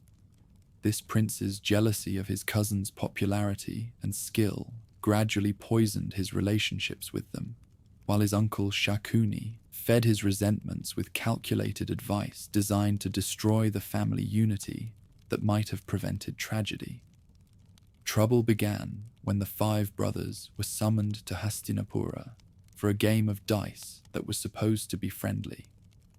Yudhishthira, bound by his code of honor to accept any legitimate challenge, agreed to play despite his brother's misgivings. The game was rigged from the beginning. Shakuni, a master of dice manipulation, would actually play while the ambitious prince made the challenges. What followed was painful beyond description. Yudhishthira, trapped by his own honesty and honor, lost everything in stages. First his wealth, then his kingdom, then his brothers, then himself, and finally his wife, Draupadi. When the eldest Kaurava ordered that the Pandava queen be dragged into the assembly hall and disrobed before the entire court, the moral fabric of civilization began to tear apart. Absent at the time of humiliation, the cowherd prince's aid arrived through otherworldly forces. As the Kaurava brother pulled at Draupadi's sari, the cloth multiplied endlessly, allowing her to maintain her dignity while her tormentor exhausted himself in futile effort. This miracle provided temporary salvation, but it also served notice that higher forces were taking an active interest in the justice or injustice of human deeds. Following the game, the 5 brothers faced 13 years of exile, 12 spent in the forest and 1 year in concealment, with the stipulation that if they were uncovered in that final year, they must begin the exile anew. This punishment, though nominally agreed to as part of the dice game, represented a fundamental violation of justice that would eventually demand correction. During their forest exile, the brothers received visits from their ally that helped prepare them for the trials ahead. He provided practical advice about survival and strategy, but more importantly, he began the spiritual education that would culminate in the Bhagavad Gita. Through stories and discussions, he taught them to see their personal sufferings as part of a larger pattern that required their participation in its resolution. When Draupadi questioned whether their adherence to righteousness was worth the suffering it brought, their teacher explained that Dharma was not a bargain with the universe that guaranteed happiness in return for good behavior. Rather, it was the very fabric of reality that, when followed, aligned individual conduct with universal purpose. Their current suffering was not punishment for past misdeeds, but preparation for the great work they would be called upon to perform. The 13th year of exile, spent in disguise at the court of King Virata, tested the brothers in different ways. Yudhishthira worked as a dice player, Bhima as a cook, the great archer disguised himself as a eunuch dance teacher, while the twins tended horses and cattle. Draupadi served as the queen's maid, her beauty carefully hidden to avoid recognition. Only their disciplined adherence to their assumed roles allowed them to complete this final trial successfully. As the exile period ended and the brothers requested the return of their kingdom, the Kaurava refusal made conflict inevitable. The eldest Kaurava's famous declaration that he would not give them enough land to drive a needle and to crystallize the moral positions that would define the coming struggle. On the side stood those who demanded justice and the restoration of rightful rule. On the other stood those who preferred immediate advantage to moral obligation. The cowherd prince's role as peace negotiator revealed his political wisdom and his understanding of necessity. Though he knew that conflict was inevitable, indeed necessary for the purification of the age, he made genuine efforts to prevent it. His final embassy to Hastinapura included an offer that was more generous than justice required. The brothers would accept just 5 villages instead of their entire kingdom. The Kaurava rejection of even this minimal offer removed any doubt about where moral responsibility lay. During the negotiations, the mediators' display of their universal form revealed a fearsome glimpse of the power behind the unfolding events. When the eldest Kaurava foolishly attempted to arrest the ambassador in the assembly hall, the visitor revealed his universal form, containing all gods, all worlds, all times within himself. The vision was so overwhelming that most observers fell unconscious, while those who remained awake begged him to resume his human appearance. Both sides sought their allies' support for the coming struggle, leading to a significant choice. When the Kaurava prince and the great archer both arrived to request his aid, the teacher offered a choice. Either side could have his vast armies, or they could have him personally as a non-combatant advisor. The Kaurava, thinking strategically, chose the armies. The archer, guided by love and intuition, chose the teacher personally. This choice would prove decisive, not because of any military advantage, but because it placed the greatest warrior in direct contact with wisdom during the struggle's most crucial moments. As the teacher served as the archer's charioteer, He would provide not just tactical advice, but spiritual guidance that would transform both the warrior and everyone who would later study their conversations. Kurukshetra's epic battle commenced as the greatest armies ever assembled took their places. Warriors came from every kingdom, bringing weapons and techniques that represented the pinnacle of military science. Elephants, horses, chariots, and foot soldiers arranged themselves in formations that could be seen from the mountains to the sea. Yet despite the martial grandeur, this was fundamentally a conflict between two ways of understanding life itself. On the morning of the first battle, as the two armies faced each other across the field, the archer requested that his charioteer drive their vehicle between the opposing forces so he could observe his enemies before fighting began. What he saw there paralyzed him with grief and confusion. Arranged against him were not just enemies, but teachers who had instructed him, relatives who had played with him as a youth, and friends whose company he had enjoyed in peaceful times. Even this greatest of warriors was overwhelmed by the moral complexity of the situation. How could killing these men be justified, even in a righteous cause? What victory could be worth the destruction of the social bonds that held civilization together? Would it not be better to renounce the fight entirely and accept whatever consequences followed from such renunciation? His bow slipping from nerveless hands and sinking into his chariot in despair, the archer's collapse paved the way for history's most vital spiritual conversation. His teacher's response to his friend's crisis became the Bhagavad Gita, the Song of God, which would guide seekers for thousands of years in understanding how to act righteously in a morally complex world. At its core, the lesson began by asking, what truly defines life and death? The charioteer explained that the eternal soul within each being is never actually born and never dies, but simply moves from one body to another, like a person changing clothes. Therefore, the warrior's grief for those who might die in battle was based on illusion. He was mourning something that was actually impossible. But this was only the beginning of a much deeper teaching about the nature of conduct itself.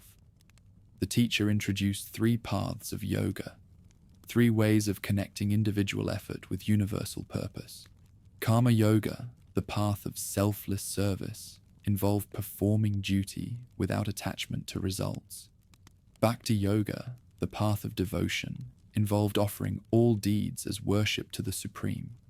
Jnana yoga, the path of knowledge, involved understanding the ultimate unity behind all apparent multiplicity. Central to the lesson was Dharma, understood not as strict laws, but as the guiding principle that sustains order. Each person has a svadharma, a natural duty based on their circumstances, abilities, and stage of life. For a warrior like the archer, fighting to restore justice was not just permitted, but required. To abandon this duty out of misplaced sentiment would actually violate Dharma and harm the universal order. Yet the manner of conduct was as important as the deed itself. The teacher explained Nishkama Karma, service without attachment to results. Each person should perform duty perfectly, but surrender the fruits of effort to the supreme will.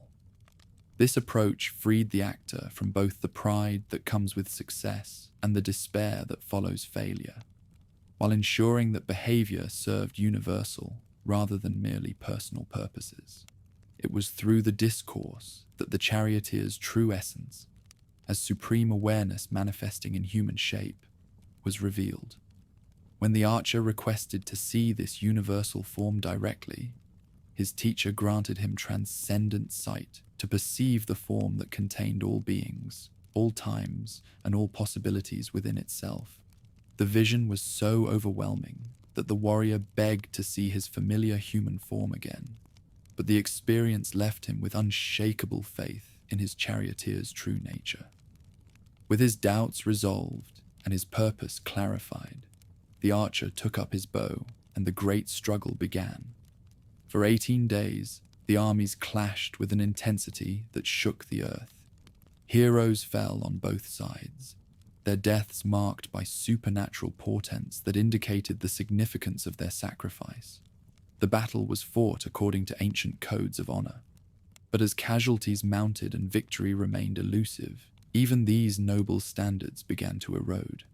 Through the struggle, the charioteer's part revealed how complex supreme guidance can be in a world of moral uncertainty.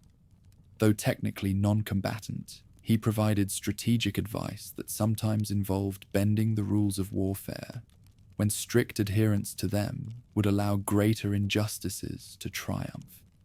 His interventions were always designed to support Dharma, but they required a deeper understanding of universal law than surface-level rule-following could provide. Bhishma's death, the grand patriarch of both families, marked the first major turning point. This ancient warrior, bound by vows of loyalty to the throne regardless of who occupied it, had fought for the Kauravas despite his personal affection for their cousins. Only when he chose to lay down his weapons could the great archer finally strike him down. And even then, the old warrior was granted the boon of choosing his time of death. Drona, the weapons teacher of both sides, presented an even more complex moral challenge. His teaching skills had made the struggle possible by training both armies, yet his loyalty to the royal family required him to fight against his own favorite students. His death came through a stratagem that involved a deliberate ambiguity. When told that his son was dead, though it was actually an elephant named Ashwatthama, his grief made him vulnerable to attack. Perhaps no moment in the battle was more tragic than Karna's demise. This great warrior, unknown to most as the eldest brother among the five, had been abandoned at birth and raised by a charioteer family. His natural nobility and martial skill had earned him great fame, but his low birth had subjected him to constant humiliation from the very brothers he should have led. His loyalty to the eldest Kaurava, who had treated him with respect when others showed only disdain, exemplified the complex ways that Dharma and Adharma could become entangled in real situations. When the ambitious prince himself fell, struck down by Bhima in single combat, the struggle effectively ended. Yet the victory brought little joy to the survivors. Nearly everyone they had known and loved lay dead on the battlefield, and the kingdom they had fought to reclaim felt like a graveyard of memories. The cost of establishing righteousness had been almost everything they held dear in life. The battle's aftermath revealed the psychological and spiritual toll of even necessary violence. Yudhishthira, despite being on the winning side, was consumed with guilt over the carnage he had helped cause. Only through his teachers' continued guidance and the understanding that their deeds had served purposes larger than personal preference could the brothers find peace with what they had done. In his last years, the cowherd prince proved that even divine incarnations are bound by the unstoppable forces of time and transformation. The Yadava clan, his own family, fell to internal strife that paralleled the larger conflicts of the age. When a curse caused them to destroy each other in a drunken brawl, it fulfilled the requirement that even the supreme must experience the full range of human suffering and loss. His death came through the deed of a hunter who mistook him for a deer and shot him with an arrow. As he lay dying, the wounded teacher blessed his inadvertent killer and explained that this too was part of the universal plan. His departure from the world marked the beginning of Kali Yuga, the age of darkness that would test humanity's ability to maintain Dharma without the constant guidance of such incarnations. Still, his legacy lived on, not just in the spiritual teachings he had given, but in the example of supreme love he had embodied. From his childhood pranks to his mature political wisdom, from his romantic play to his sacrificial service, he had demonstrated that highest awareness could fully inhabit human form without losing either its transcendent nature or its intimate accessibility. The cowherd boy who had stolen butter and danced with village girls had become the teacher whose wisdom would guide humanity through its darkest age. His life proved that the highest spiritual realizations were compatible with full engagement in worldly responsibilities, and that supreme love could express itself through every aspect of human experience. As the Dvapara Yuga gave way to Kali Yuga, and the world prepared for its descent into spiritual darkness, his teachings and example provided an anchor of hope. No matter how difficult circumstances might become, his life demonstrated that supreme awareness remained available to those who sought it with sincere hearts and were willing to surrender their personal agendas to universal purpose. With the great teacher's departure from the world, darkness began its inexorable advance across the earth.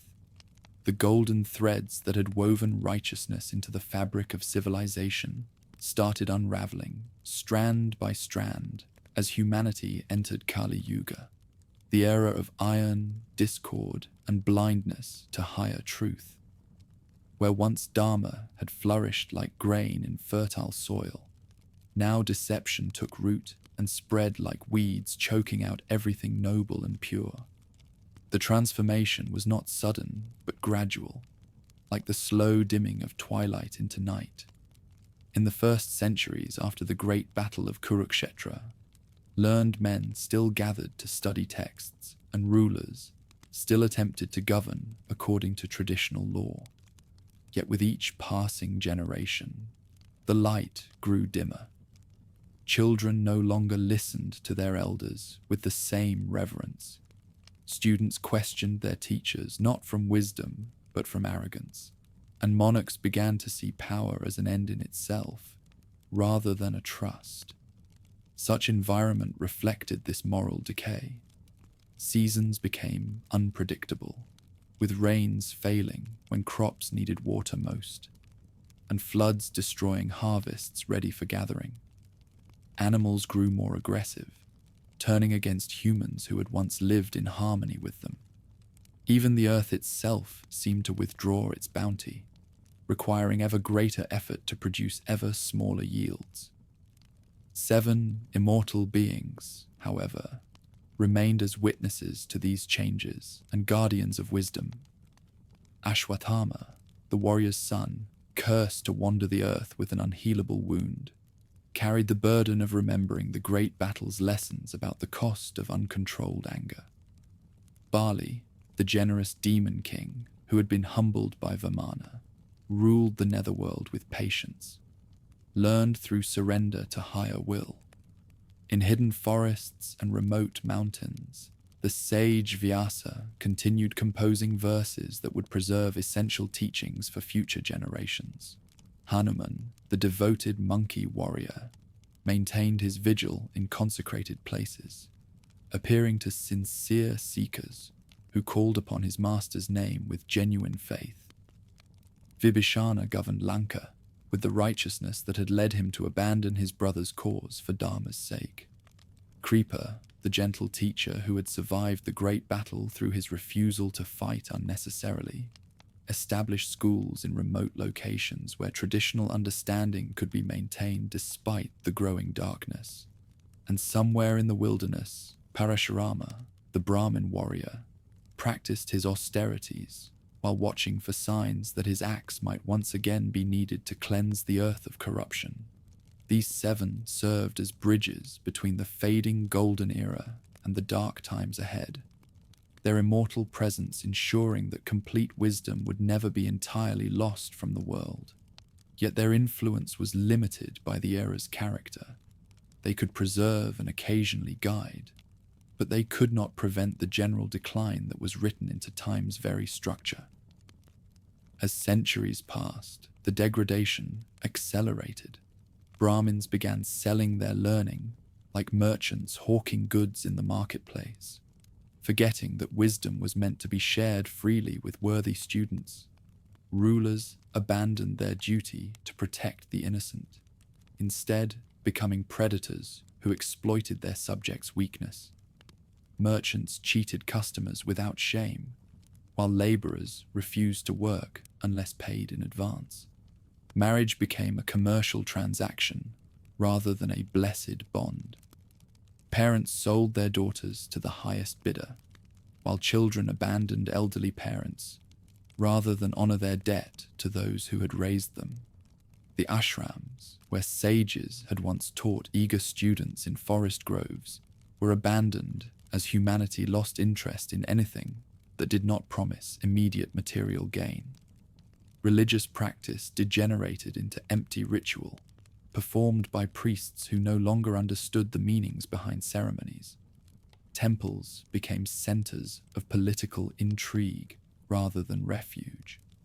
Festivals turned into occasions for drinking and debauchery rather than community celebration and renewal of commitment to higher ideals. Learning itself became fragmented and corrupted.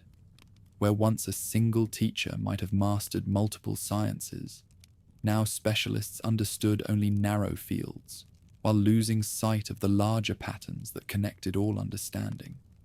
Books that had preserved wisdom were neglected, their palm leaves crumbling to dust as fewer individuals could read the old scripts or understand the concepts they contained. Natural human lifespan began decreasing as society lost the vitality that came from living in harmony with universal law. Where ancestors had lived for hundreds or even thousands of years, their descendants aged rapidly and died young, their shortened lives filled with anxiety and disease. Even physical stature diminished, as if the very substance of humanity was being diluted with each generation. Yet the darkness was not uniform or complete. Like stars that shine brightest against the blackest night, exceptional individuals continued to appear throughout Kali Yuga's long duration. These lights maintained traditions of devotion, study, and service that kept wisdom alive in small communities of sincere seekers. Some established communities in remote locations where traditional ways could be preserved. Others traveled from place to place, teaching whoever would listen and adapting truths to the understanding of each new generation. Still others worked quietly within corrupt institutions, maintaining islands of integrity that could serve as seeds for future renewal. Though affected by the era's general degradation, the common folk retained an instinctive hunger for something higher than the materialism that dominated public life. This yearning expressed itself in new forms of devotion that emphasized emotional connection with the divine rather than complex philosophical understanding or elaborate ritual observance. Bhakti, the path of love and surrender, became the most accessible practice for an era when humanity lacked the time, training, or temperament for more demanding disciplines. Simple chanting of divine names could transform hearts that philosophy might leave untouched. Stories of heroes and teachers continued to inspire, even when their historical context was forgotten. Women, often excluded from formal religious education in earlier eras, found in Bhakti traditions a path that valued sincere emotion over scholarly learning. Saints arose from every social class, proving that realization remained possible regardless of birth, education, or worldly circumstances. Regional languages replaced Sanskrit as vehicles for expression, making teachings accessible to those who had been excluded by language barriers. Poetry and song became powerful means of transmission, allowing profound truths to reach hearts through beauty rather than argument. Despite these lights in the darkness, the overall trajectory remained downward. Warfare became more brutal as traditional codes of honor were abandoned. Soldiers began targeting civilians, destroying temples and schools, and using tactics that earlier eras would have considered unthinkable. Entire populations were enslaved or massacred as conquest became an end in itself, rather than a means to establish just governance. Environmental destruction accelerated as humanity lost its sense of connection with the natural world.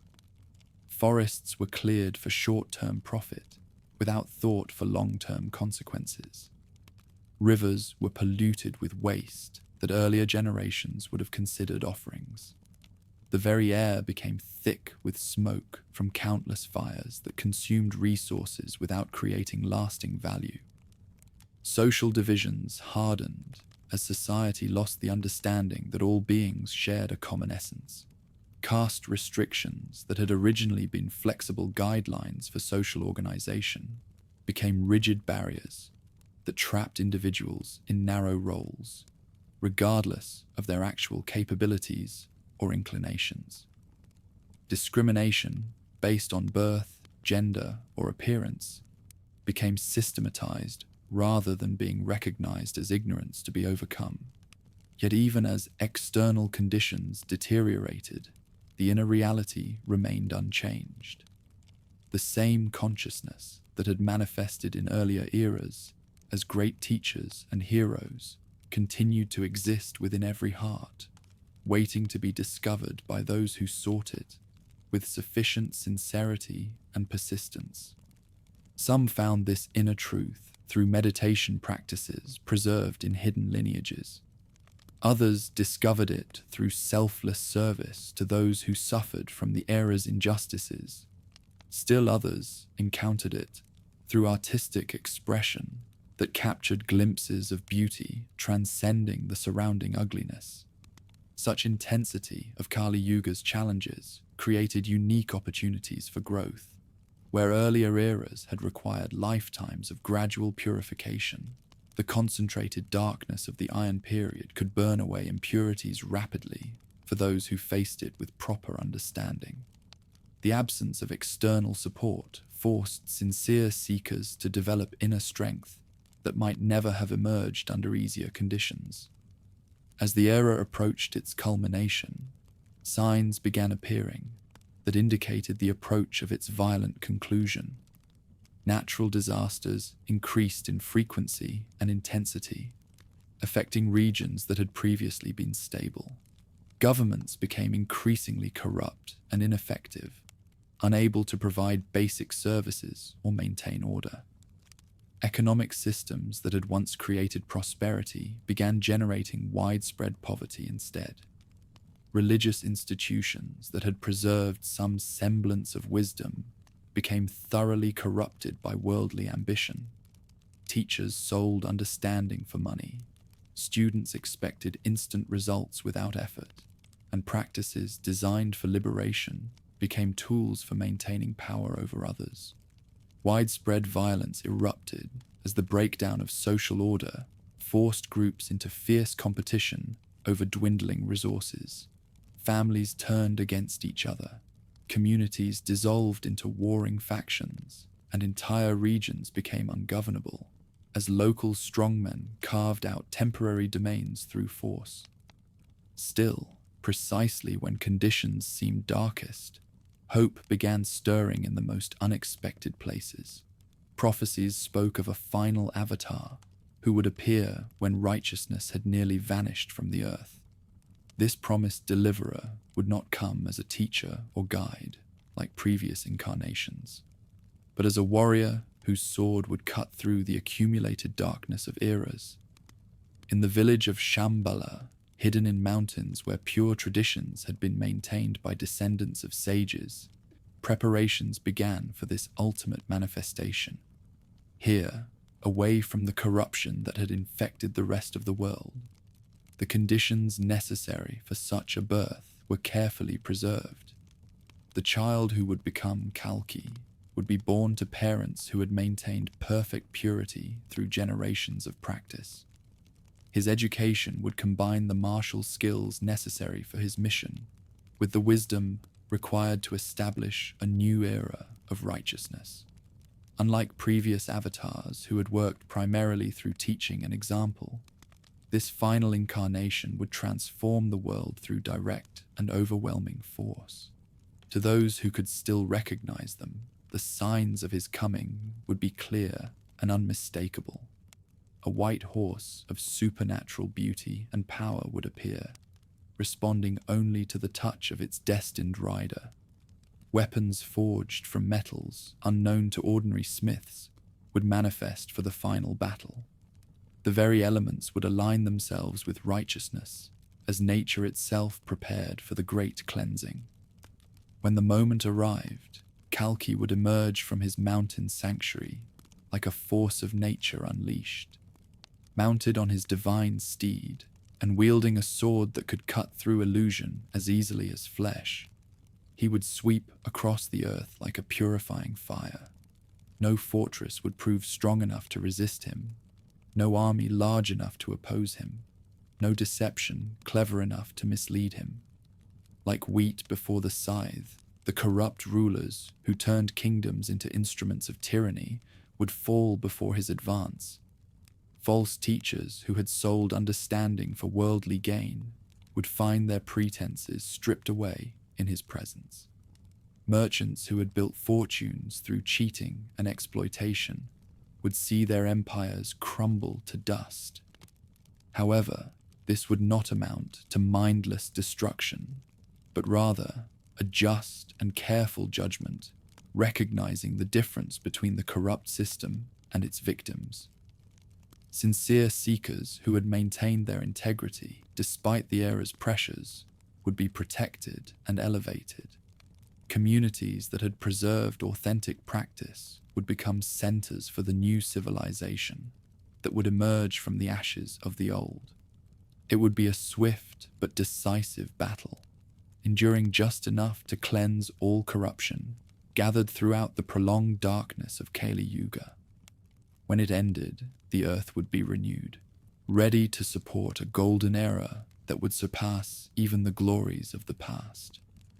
The survivors of this great purification would find themselves in a world transformed. The environment would be restored to its original beauty and abundance. Human society would be reorganized according to principles that recognized both individual worth and universal harmony. Learning that had been fragmenting and corrupting for thousands of years would be restored to its original unity and purity.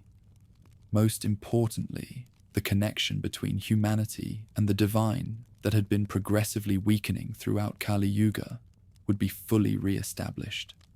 Society would once again see the divine in the ordinary, understand their place in the universal order, and live in harmony with the natural laws that govern both individual development and social organization.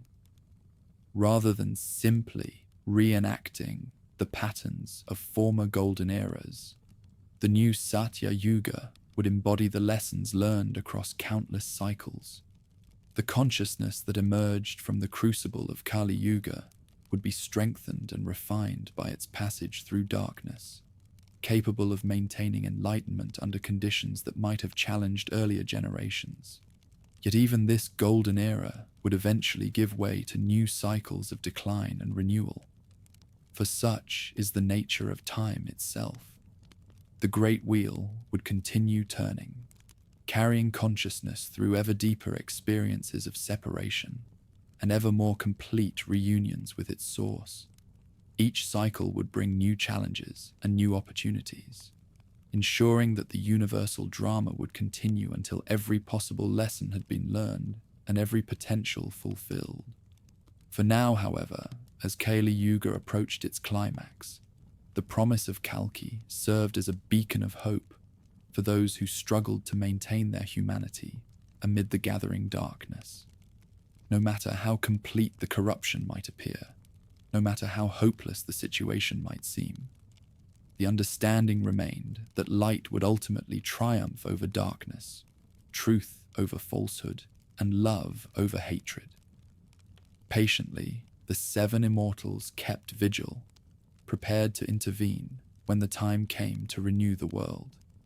Hidden communities preserved the understanding and practices that would be needed to establish the new era.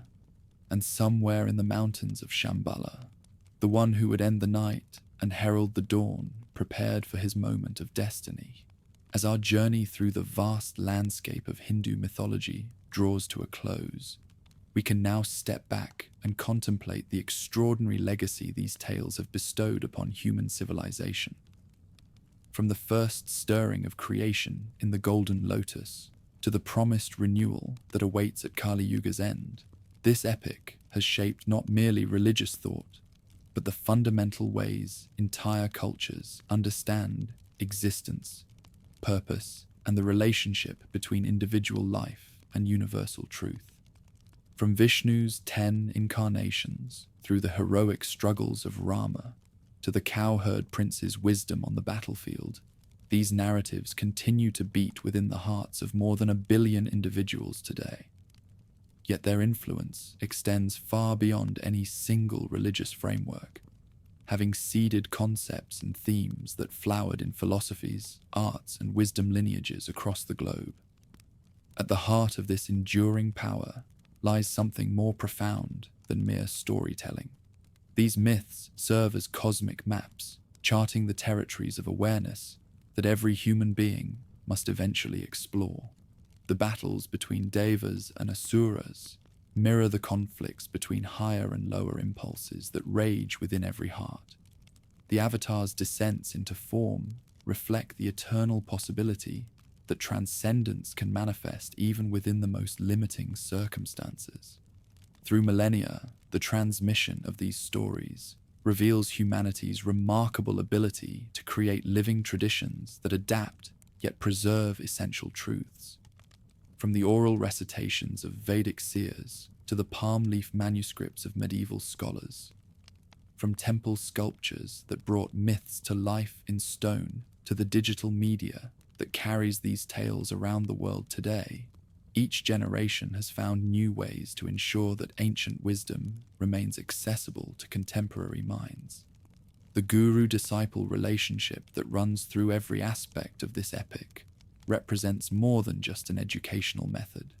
It embodies the recognition that the deepest truths cannot be transmitted through words alone, but require a living connection between someone who has realized and another who seeks to understand. This principle of direct transmission has allowed Hindu lineages to maintain their vitality across countless generations, adapting their expression while preserving their essence. Consider how the abstract philosophical concepts embedded in creation narratives have given birth to practical disciplines that millions practice today. The recognition that awareness and energy dance together in eternal play inspired the development of yoga, which begins with physical postures, but aims toward the union of individual awareness with universal consciousness. The insight that sound carries creative power led to the science of mantra, where specific vibrations are used to transform both the speaker and the environment. Astronomical records revealed the exacting mathematical precision of cosmic cycles, capturing celestial motions with accuracy that continues to astonish today's scientists. The concept of Dharma as the underlying order of existence influenced legal systems that sought to align human law with natural justice.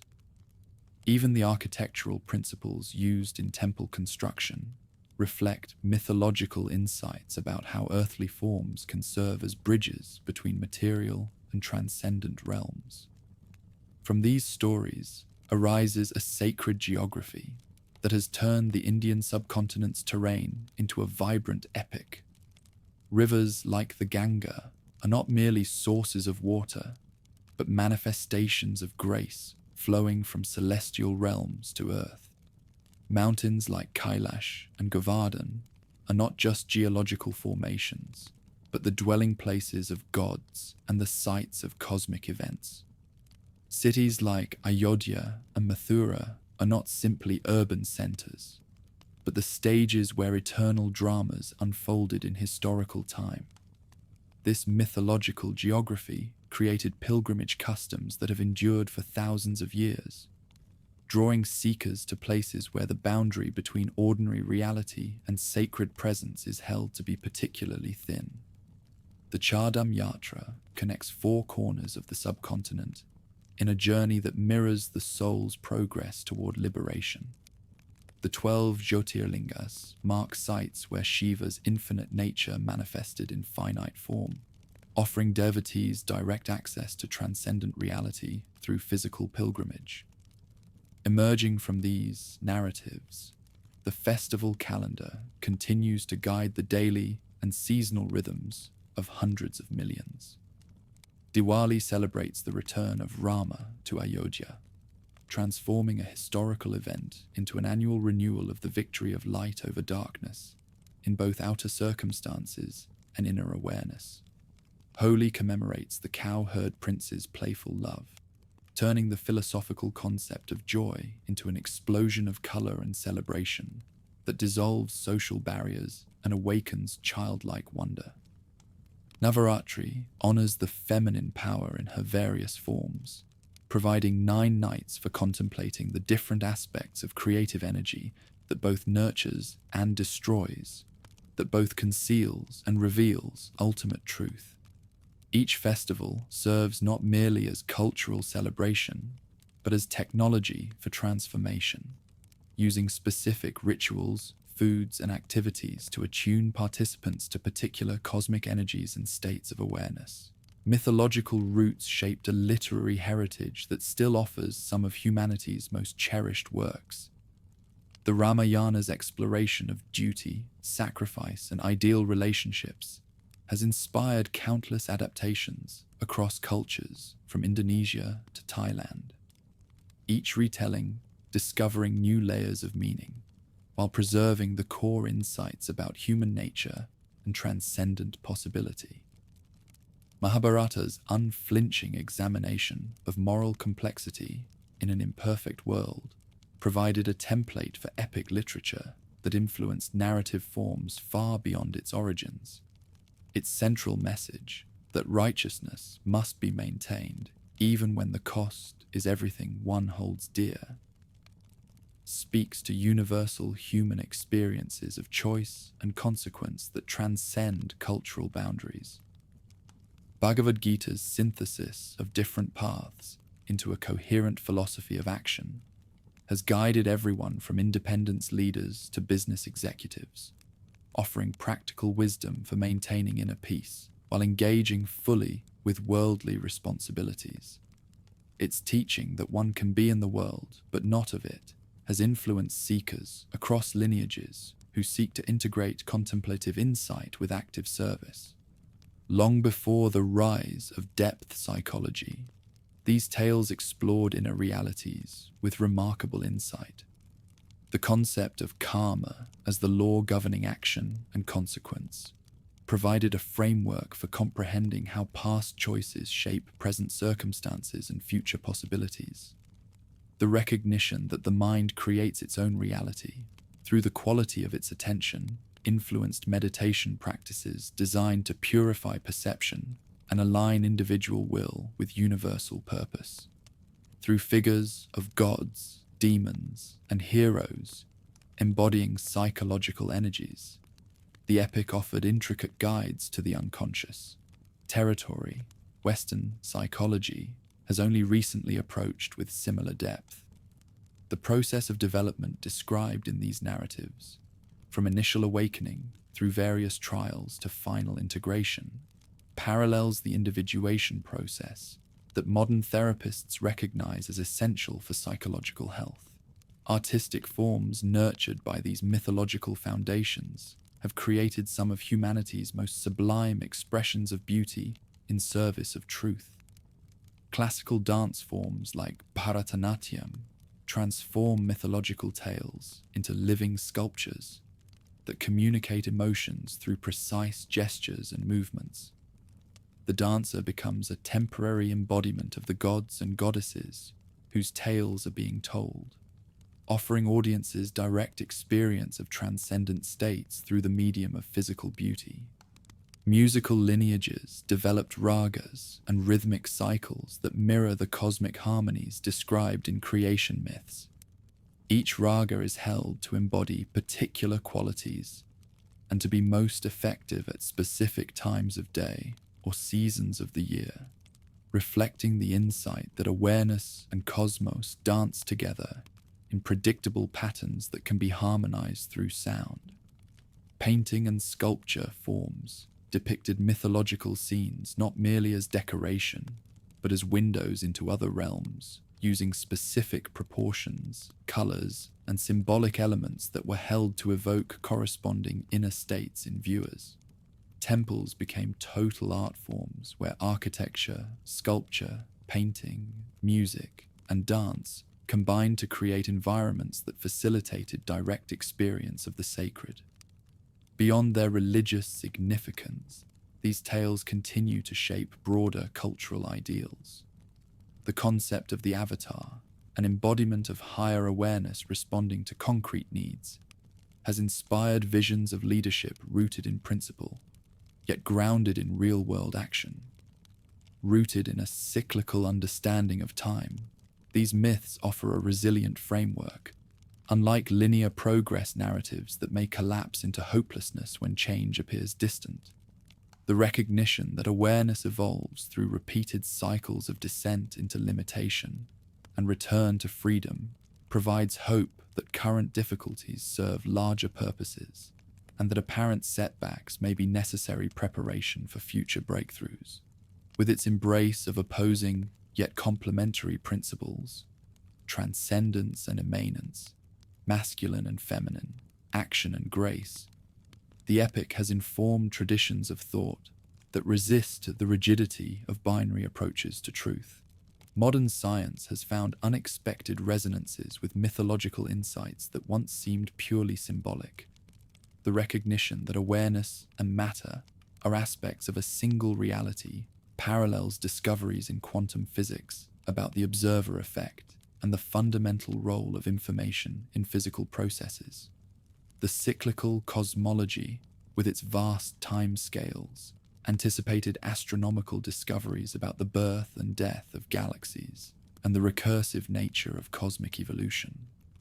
The insight that everything is interconnected through subtle relationships that are not always apparent on the surface has influenced ecological thinking and systems theory. The mythological recognition that human awareness and natural processes mirror each other has contributed to holistic approaches in fields ranging from medicine to agriculture that seek to work with natural patterns rather than against them. Yet perhaps the most profound legacy of these narratives lies not in their specific cultural expressions, but in their demonstration that human beings can create meaning-making systems of extraordinary depth and beauty. The epic of ancient India represents one of humanity's most successful attempts to weave together observation of natural processes, psychological insight, moral intuition, and transcendent aspiration into coherent tales that simultaneously entertain, educate, and transform. These narratives prove that it is possible to create cultures that honor both individual development and social responsibility, both rational analysis and intuitive wisdom, both earthly engagement and heavenly aspiration. They demonstrate that at its best, mythic thinking serves not as escape from reality, but as revelation of dimensions of reality that purely literal approaches might miss. Alive and evolving, these lineages still breathe meaning into the fabric of the present age. Their ability to inspire new artistic expressions, guide personal development, and contribute to solutions for global challenges testifies to their alignment with fundamental patterns of awareness and cosmos that transcend the particular historical circumstances of their emergence. As we face the challenges of an interconnected world, struggling with environmental crisis, social inequality, and the search for meaning in an increasingly technological civilization, these ancient tales offer resources that are both timelessly relevant and urgently needed. Their vision of awareness as the fundamental reality underlying all appearances provides a foundation for values that could guide humanity toward more sustainable and fulfilling ways of life. Their insight that individual liberation and universal welfare are ultimately the same goal offers hope for resolving the apparent conflict between personal development and social responsibility that troubles many contemporary seekers. Their recognition that transcendence is most fully realized through complete engagement with the world rather than escape from it provides guidance for those who seek fulfillment while remaining actively committed to addressing worldly problems. Most importantly, these tales remind us that the ultimate purpose of existence is not mere survival or even happiness, but the gradual awakening of awareness to its own infinite nature. They suggest that every individual life, no matter how apparently insignificant, participates in a cosmic drama of such beauty and meaning that even its most difficult passages serve essential purposes in the larger unfolding. As the great wheel of time continues its eternal turning, carrying humanity through whatever challenges and opportunities await in the future, these ancient narratives remain available as sources of inspiration, guidance, and hope.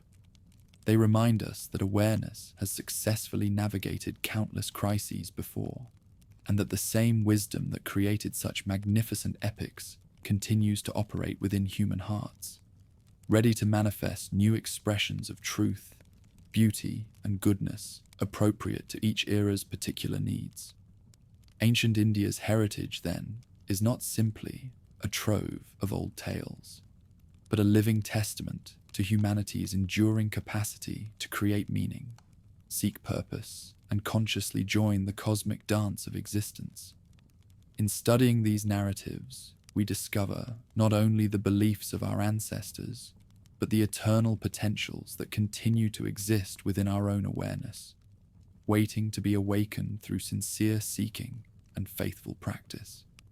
The tale that began before time itself continues in each moment of aware existence, offering every individual the opportunity to participate directly in the ongoing creation of reality through the quality of their choices, the depth of their insight, and the love they bring to their relationships with all of life. In this sense, the epic never ends, but simply transitions from ancient narrative to contemporary experience, from tale to living reality, from entertainment to transformation.